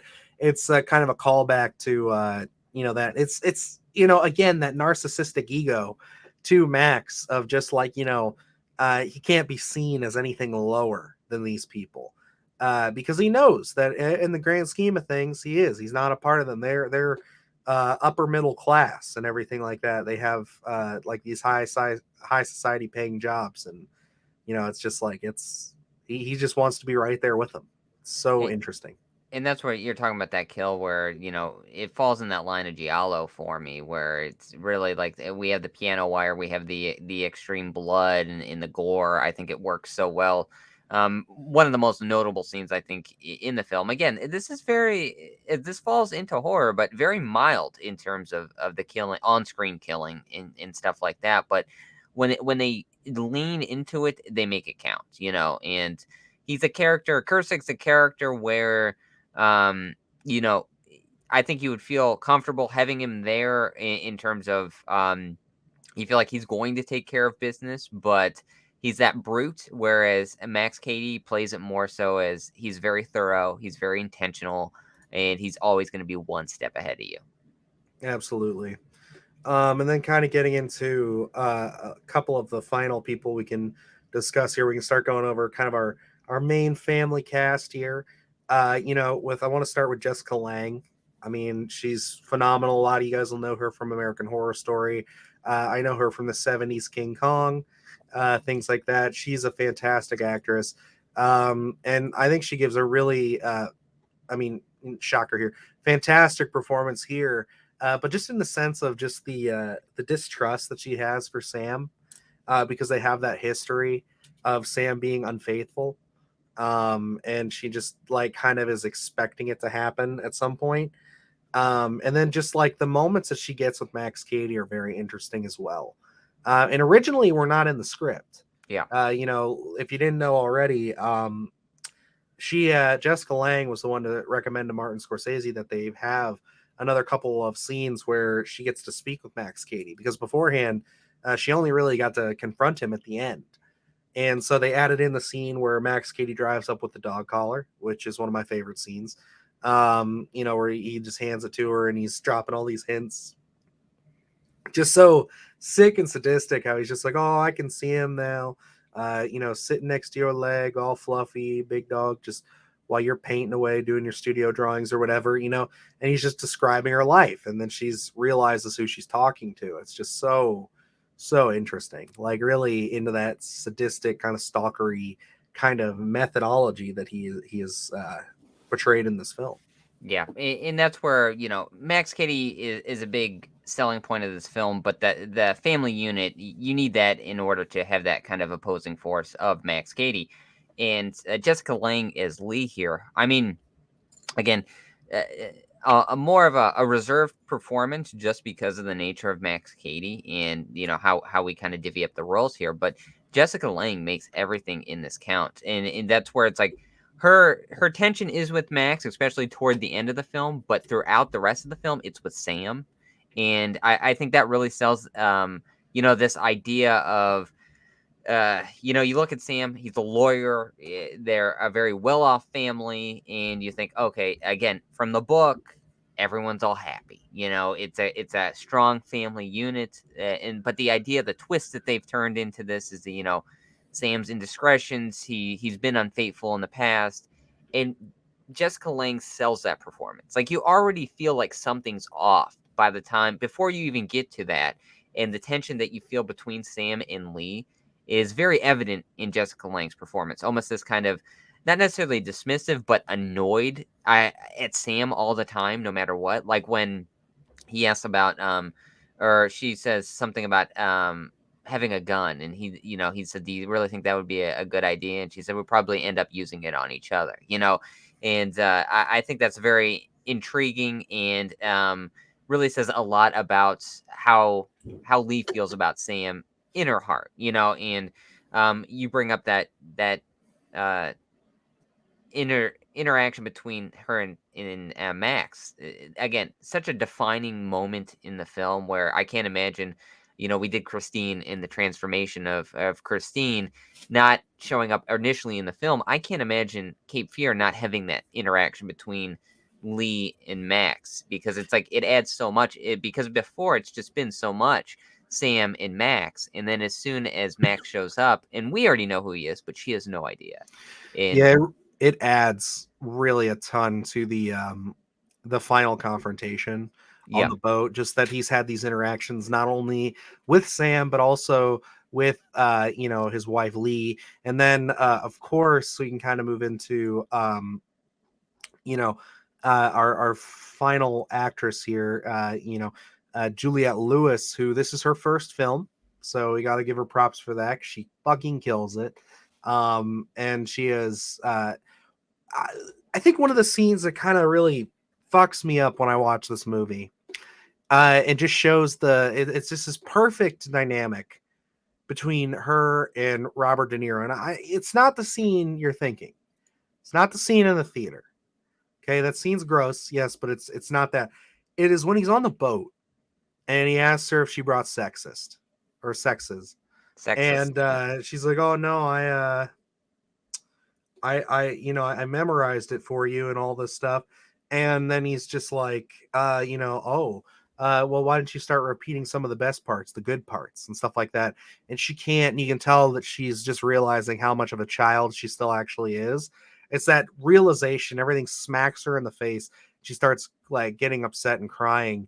And it's just one of those things where it's like, oh my God, that's so uncomfortable that he, even though she was attracted to him, she was interested in him, because he was this adult who was paying her attention and everything.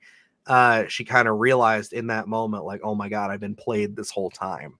Yeah. And, I'm just a pawn to him. I'm just a part of his game. He's just using me to get under my parents' skin. It's so unsettling. And I got to give it to Juliette Lewis there for selling the fuck out of that performance. Like, really upsets the hell out of me every time I watch that scene. Yeah, her performance is just so intriguing, and there are so many layers to it. I know you're talking about the boat scene, and the one part for me that really sells it is it would be in the theater, but not the finger sucking. That's not what I'm thinking, but where it's more so where he says, "Can I put my arm around you?" And she's like hesitant, and then kind of puts her hand over her face, and so it's kind of like when she says yes, it shows how like naive to the situation she really is, and doesn't have that world experience to think maybe this is not a good idea. And like, it's like, as an audience member, you're feeling for her, because again, the threat of Max Cady and the tension that they're building of being alone in that theater, and just kind of how innocent she is. And then like just diving into that end where Sam almost becomes like a useless pawn for the most part until the very end. But when he's tied up, and that's where Lee and oh my gosh, what's Juliette Lewis's character name in the film? Danny. Where they really show out, and it's like, if they didn't come through in a lot of those instances of being able to distract him and set him on fire initially, I mean, they would have never made it out of there. No, he would have killed him. He would have had him dead. I mean, he was an idiot for cutting the anchor. But I don't think his intent was to survive that at all. I think No, I don't think so he either. wanted them all dead. Like, he was taking them with him, kind of thing. And like it's a really intense sequence we have throughout the film. I mean, like, she really holds her own, especially for this being her first role. And it's even more mad props that she was the first person they tested, as I said earlier, rehearsed with, and she got the role. It just shows. And again, she was up against people who were a little more established than her, like Drew Barrymore, who was a primitive, like, not a primitive, a prime child star at that point, who is just starting to grow up and everything. Again, if this was a Spielberg movie, he would have cast her. I guarantee it. It's just, again, you got the talent behind who's looking for something that's a little bit more mature. I think personally, it would have been more maybe unsettling, some of these scenes, if it was Drew Barrymore, because everybody has that image of her from like E.T. and everything at that time. But I don't know, and no hate on Drew Barrymore, she's great, but I don't know if she would have sold the kind of naive interests of Danny, in a sense, or just like that, who is growing up and is starting to become interested in things like sex and stuff like that. She plays that line of being like, because I think she's like 15 in the movie, isn't she? Yep. She plays that line of like, well, I'm starting to become an adult. I'm having these interests in sex and things like that, and boys and stuff. And it's like, she walks that line very well. And another scene that I love is when she's kind of being snarky to her dad about like, oh, he didn't touch me and stuff like that. He's not a bad guy. And he's trying to be like, no. And she's just not taking him serious, because she's like, well, I have the power in this conversation for once. And she can see that, and it doesn't work out in her favor, because obviously getting a screaming match. But, it's one of those things where it's like, she really walks that line beautifully. And then, like I said, that scene where he asks her about the book and everything, and she crumbles and she realizes, okay, yeah, I'm way in over my head. Seriously, just unsettles the hell out of me every time I watch this movie. And in going into the book real quick, there is no, her name's Nancy in the book, and there is no interaction between Max and Nancy in the book at all. He sees her one time, and that's it. So there are no scenes of them together. And when Sam lays out the threat of Max to Nancy, she understands that threat and stays, diligent. And, we don't find her in any of these instances that we find Danny in, which I think is interesting and really adds to that kind of tension and, how on guard you are with her. Especially with her being so open to the Max Cady character and even almost sympathizing with him for a particular time until, up until the very end about, I didn't kill the dog. And then when she realized he killed Kursick, it's just like, in realizing you've been duped and kind of going through those emotions with her, it adds so much to that Danny character. And again, sells the Max Cady character. I agree. It adds another level, another layer to this character that, you love. And I mean, the whole cast here, they do a fantastic job. I mean, Nick Nolte is Sam Bowden. We've been saying a lot about him.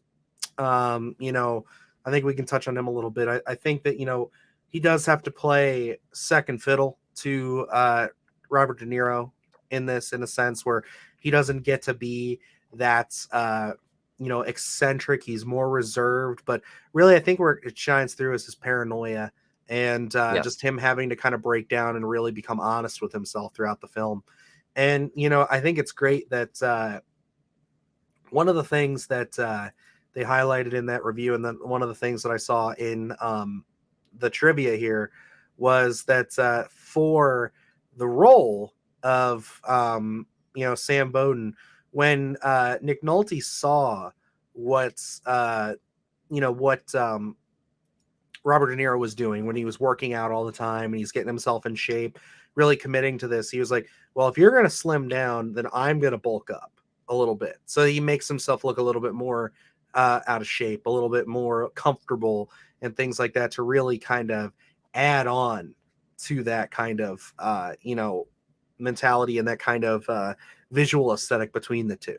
Yeah. Where it's like, he doesn't look unhealthy, but you can definitely tell that he's a dad. He's got the dad bod going, kind of thing. And that's where it's like almost the juxtaposition between the two in their lives. And where you mentioned earlier, De Niro had this hunger. I think that's also in the Max Cady character, this hunger to get his life back, in a sense, at least in the idea that he has, where he's been working out, he's been, reading books and becoming a superhuman, whereas, Sam has just been in the comfortable law life, maybe gallivanting around with women that he shouldn't be. He's this comfortable character where he's been in this mode for a very long time, very complacent. Nothing new going on, and then we throw in Max Cady, who is this is the Rocky Balboa Clubber Lang, I would say. So, it's two different walks of life, going through it, and at very different points. Absolutely. But all right, we can move on to our next section. These ones will probably go pretty quick just because there's not a whole lot here, but we're going to move in anyway to creatures features.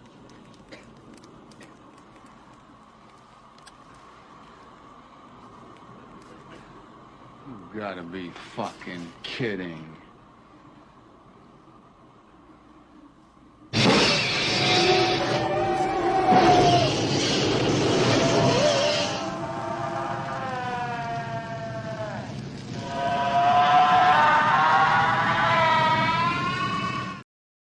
Alrighty, so we're back here again. This is where we talk our special effects and things like that. Not really much we can talk about in the way of special effects, though. But what I would like to cover a little bit in here is, of course, the blood and the violence. It's all really solid stuff. Him ripping the chunk off of her face looks really realistic. When they kill Kiersig, it's gory, it's rough, it's intense, it's real. I like a lot of the choices that Scorsese made as far as camera work in this film, as far as transitions and cuts. I feel like that's more the star of the show than the effects in this movie. In the sense of just like, we talk about it a little bit. One of the scenes that always sticks out to me is the kind of giallo-ness of when Sam Bowden wakes up just after Kiersik is dead. And, he's trying to cover his, wipe his eyes. You just see Max Cady standing in the doorway smoking a cigar, and the kind of filter they throw on that, the way they try to use it where it's almost like a negative look to it, is just really impactful and really strange. And they do that a couple times throughout the film. It's a very interesting take to it. I think it plays into the anxiety angle of all this stuff, and it's crazy to me. And it gives those Scorsese films, it gives it something different, I can't think of seeing this in any other films like that, where he doesn't take that risk like that. And I think he wanted this film to stick out more so in his filmography than anything else that he had done. Because those types of scenes there, I think they go to red at one point as well. Those things, they really stick out in my head is, really synonymous with Cape Fear, thinking, okay, yeah, that's when he used that. So it's like he does take a lot of intentional risks, I think, throughout this film, and to try to build this story. It's very similar to I think they said he drew some inspirations maybe from Hitchcock or De Palma. Oh yeah, Hitchcock for sure. In a lot of his edits and the way that he kind of just structures his editing, it's very much like Hitchcock. Yeah. It's like a lot of the camera moves, like when they're in the ice cream shop and you see the camera go out to the car, very Hitchcockian style kind of filmmaking there. It's super, super interesting. Again, you can see Scorsese is a lover of classic film. And I mean, to him, it's not all that classic. It's just the stuff he grew up on.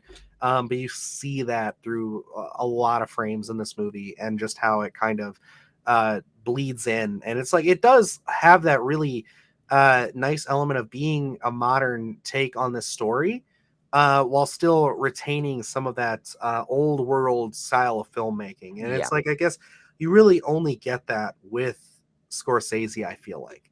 Because, when you come to someone like a Spielberg who may have done this, again, I think that it would have been a little bit more on that, the bigger budget kind of like, massive style of filmmaking. The scope of the film would have been much bigger.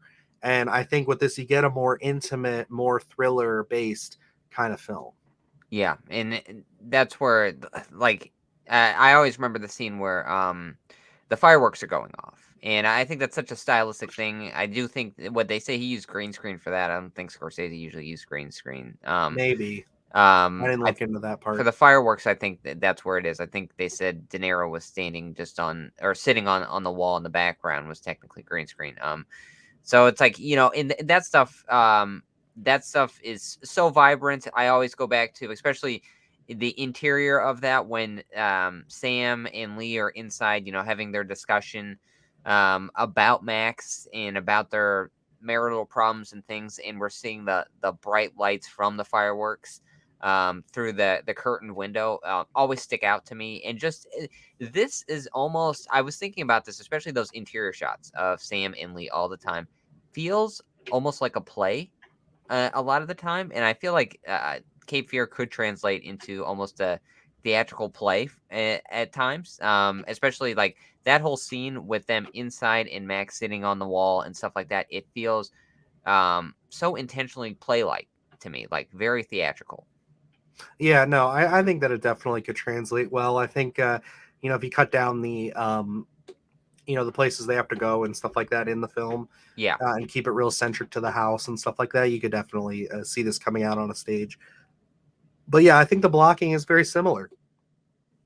Very old world, very reserved style of filmmaking, and it's something that it blends beautifully with the modern takes of the story. And then, and I don't know, and there's not too much in terms of makeup effects or anything, but when Max gets burned at the end, I think is a very unique look to him.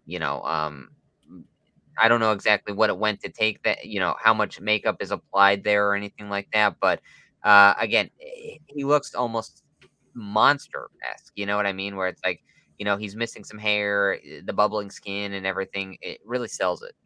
Absolutely. And then one of the things that I did have in my notes effects wise is that Robert De Niro was tattooed with vegetable dye, which faded after a few months. So all those tattoos were tattooed on him, but it was with vegetable dye. So it was something that did go away. But yeah, He should have again, kept the back commitment, tattoo. man. He had to live with, truth and justice on his back there for months on end. So, that's some crazy shit. And I think those prison tattoos add so much to the character as well. I mean, like, seeing it at the very beginning, you can tell that he's been in the prison system for such a long time, even before knowing the circumstance, and the choices they make. And again, the tattoos of he's basically cherry picking Bible verses, some that are taken completely out of context, but to kind of fit his narrative. So if you really look into those the verses that he has, almost mean a completely different thing than what he is taking into context and using them as ammunition to spout at Sam, about what he has done to him. Now I'm going to throw this over to you. We do have the They Live segment. Is this something that you want to dive into since you were the one that read the books? Is there anything that you want to kind of talk about a little bit more with that, or do you think we covered it pretty good? I think we covered it pretty good. I think maybe we can mention it in Legacy as to where we think this could go, but I don't think there's really big alterations. Any alterations that could have been made from the book, I think they did in the film already, and I think it's perfection. Awesome. So then I will move us into our final segment, which we call The Check is in the Mail. You just listen to the old Pork Chop Express and take his advice on a dark and stormy night, all right? When some wild-eyed 8-foot-tall maniac grabs your neck, taps the back of your favorite head up against a barroom wall, and he looks you crooked in the eye, and he asks you if you've paid your dues, well, you just stare that big sucker right back in the eye, and you remember what old Jack Burton always says at a time like that. Have you paid your dues, Jack? Yes, sir, the check is in the mail. Alrighty, gotta love that scene, of course. Yeah. I mean, we've been talking about it now for almost 2 hours. But Cape Fear, man, this is a movie that I think not enough people have seen or at least know about it. I don't hear it come up in when a lot of people talk about Scorsese or De Niro. So I hope that this kind of gets a resurgence a bit. I want more people to kind of find this movie because, it is a really fantastic example of a psychological horror. You'd look at it as a crime drama. You could look at it as a thriller. Like it's got a lot of elements in it that make it this wholly unique piece, which is rare for it being based off a book and being based off of another film. I think that it is truly very special. And I think it's one of Scorsese's all-time best, one of De Niro's all-time best. And yeah, I mean, that's really where it came down to. Before we settled on this, I brought it up to you as, do you think we could get away with talking about this? And you know, it was nice to kind of have that validation from you, Luke, of just saying, oh, absolutely. You know what I mean? Like, it was without question we could talk about Cape Fear. And I think that, yeah, I think that of the more I sit with it and the more times I see this, this can fall in the realm of horror thriller or psychological horror. Absolutely. You know, and this one remains for me like a lot of people know about it, but not as many people know about it as they should. You know, this is still kind of an unearthed gem in a sense, where, you know, early 90s film, Scorsese, but again, with the run Scorsese was having in what we know Scorsese for, this kind of does get overlooked. This ends up being, you know, when we talk about John Carpenter, and he has got a great filmography, but some of them just get pushed back to the tail end just because of, you know, how strong and what he's known for. I think that's the same thing with Cape Fear and Martin Scorsese, where, you know, people are knowing Goodfellas, they're knowing Casino, they're knowing The Departed, and then they're like, oh wait, what's Cape Fear? And then, you know, you find it and it's a gem of a film, you know. So this one has a sustaining legacy. I think it's only going to get bigger as people end up talking about this, and that Robert De Niro performance. I mean, it's on another level. It's probably one of his best. It's one of my favorites for certain. And like when we talk about adaptations and things and, you know, variations of stuff, again, I'm still eager to dive into that original film. And I don't know if any of those variations of what we see in the 1991 version appear in that original one. But I'm curious to see, because from my perspective right now, listening to the book and then watching this film, this is how it should be done. You know, enough of a variation to justify making a film from the book and giving you your own unique experience. Because Max Cady isn't touched a lot in the book. He's a character, obviously, but they don't really dive too deep into him a lot of the time. Where De Niro just breathes absolute life into him, where he's such an opposing force in this film. It becomes a must see, you know. So it's like this film has a long lasting legacy, and I hope it only gets bigger.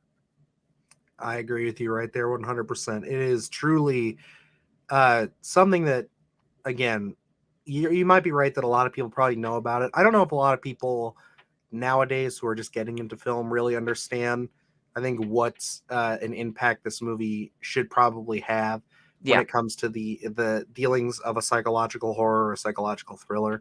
And just the character study of Max Cady alone, I think, is worth diving into it. So I think the legacy is with this film and should continue to grow. I think more people should discover this. And I would not be surprised if, as we go along here, as the years go by, that more people start bringing this movie up when they talk psychological horror. Yeah. And just in general, you know, Scorsese and his filmography. I think, like, you know, the man's got a lot of great stuff. And same with Robert De Niro and all the actors in this. They do have a lot of great stuff on their pedigrees, but this film in general is very unique, and I think should be celebrated for sure. And that's where, and at a time where, you know, we're really diving into a lot of true crime, and, you know, a lot of miniseries are hitting big. I think Cape Fear is just a perfect character study of the Max Cady character and those sociopathic tendencies and just the psychotic nature of the character in general. Do you think we will ever see this in a new iteration, or do you think the 1991 version is as good as it's going to get, and we're never going to see this touched on again? It's tough to say. They'll remake anything these days, I feel like. And you know, could I see it happening? Yes. Do I think it's going to happen anytime soon? I don't think so. I think it's going to take some time. It's going to take probably a very specific director with a vision or a passion for this film to kind of bring this out of the woodwork, because I don't see a lot of people talking about Cape Fear. I don't see a lot of people saying, you know, oh, like this is an all-time classic. This is something that's hailed.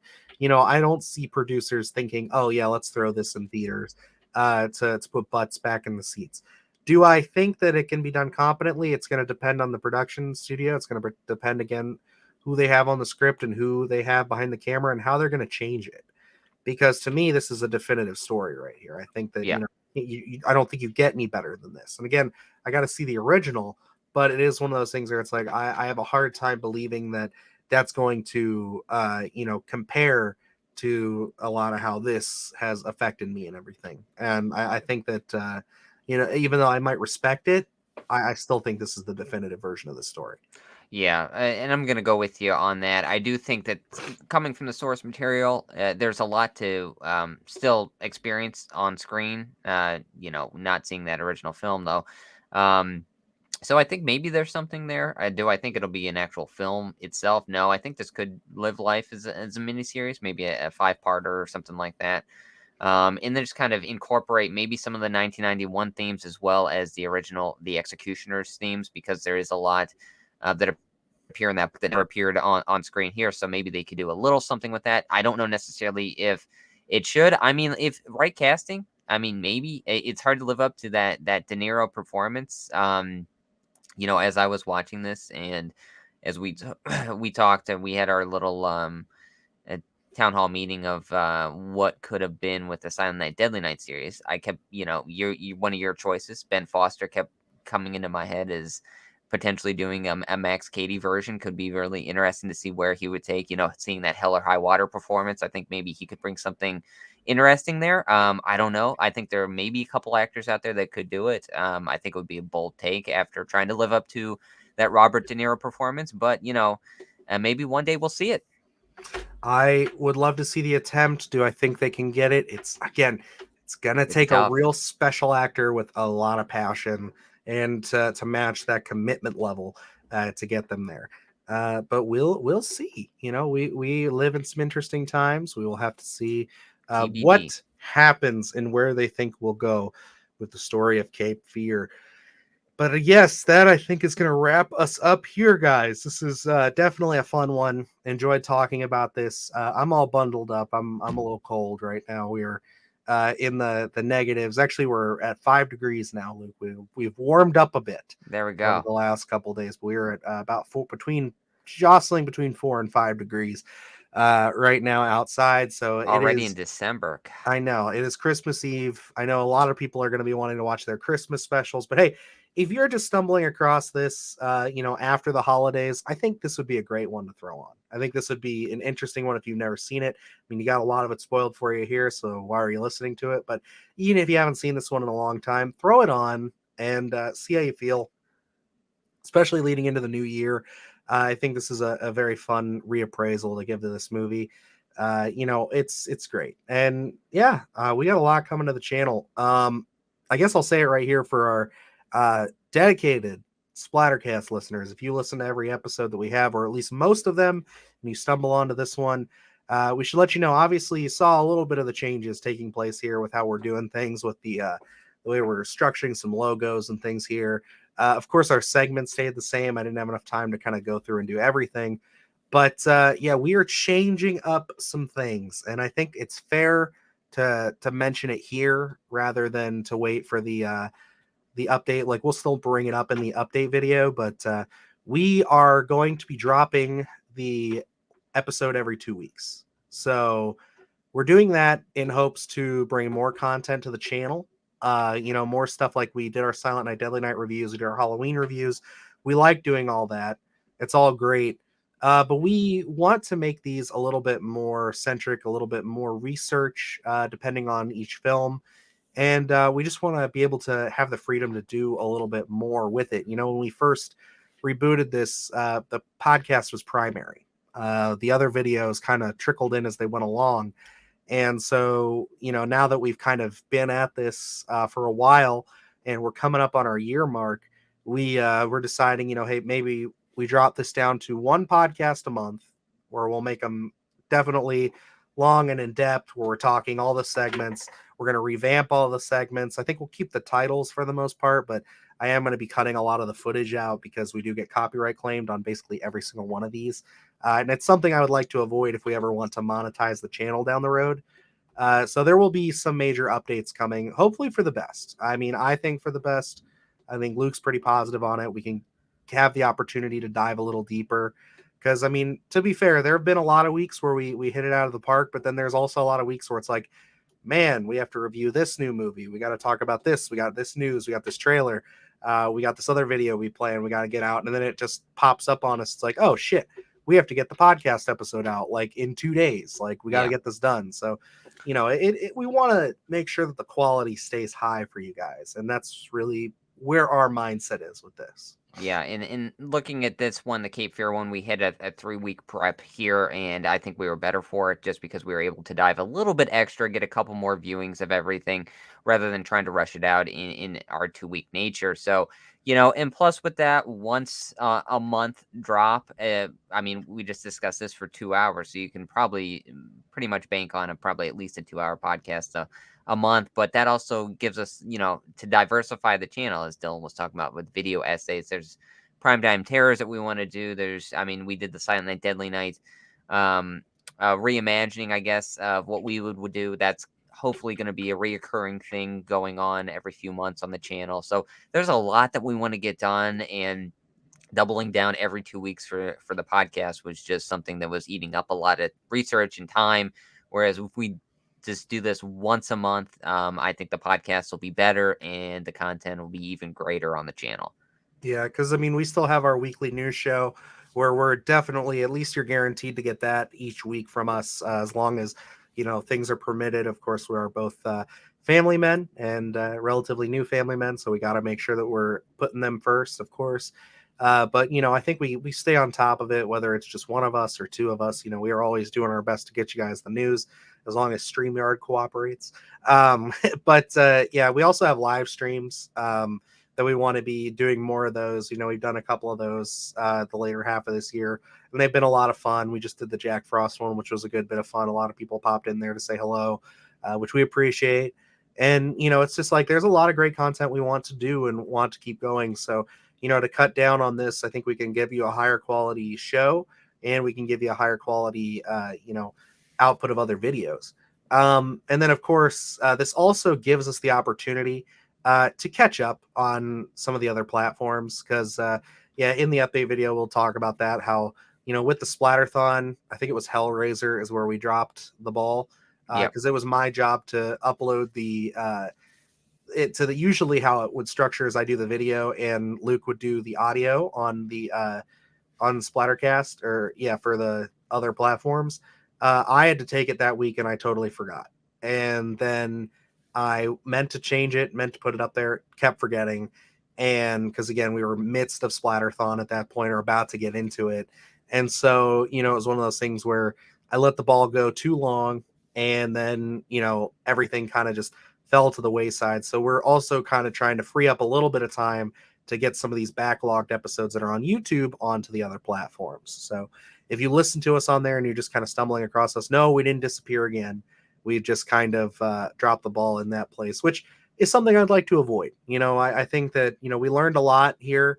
We put ourselves into overdrive a lot for a lot of these big special events. We have a lot of fun doing them.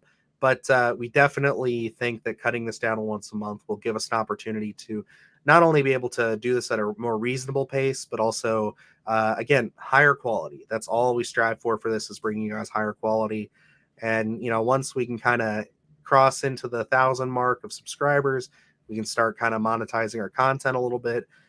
We'd like to upgrade things like our cameras, maybe setups a little bit, just kind of start putting some money back into the show. And of course, we don't want to ask anybody for Patreon or YouTube memberships as of yet. I think we need to be a much bigger platform than that. This is still free. We still want everybody to get this for free. I don't want to pressure anybody into that, of course. So, as we go along, we might dive into that stuff. But for now, we just want to make sure that we're giving you guys the best that we can. And this just makes the most sense for us. So, end of rant. There we go. Lots of big things coming in 2023, essentially, is what we're saying. Absolutely. So definitely keep an eye out on that update video. Keep an eye out for our top 10 list coming out at the end of the week.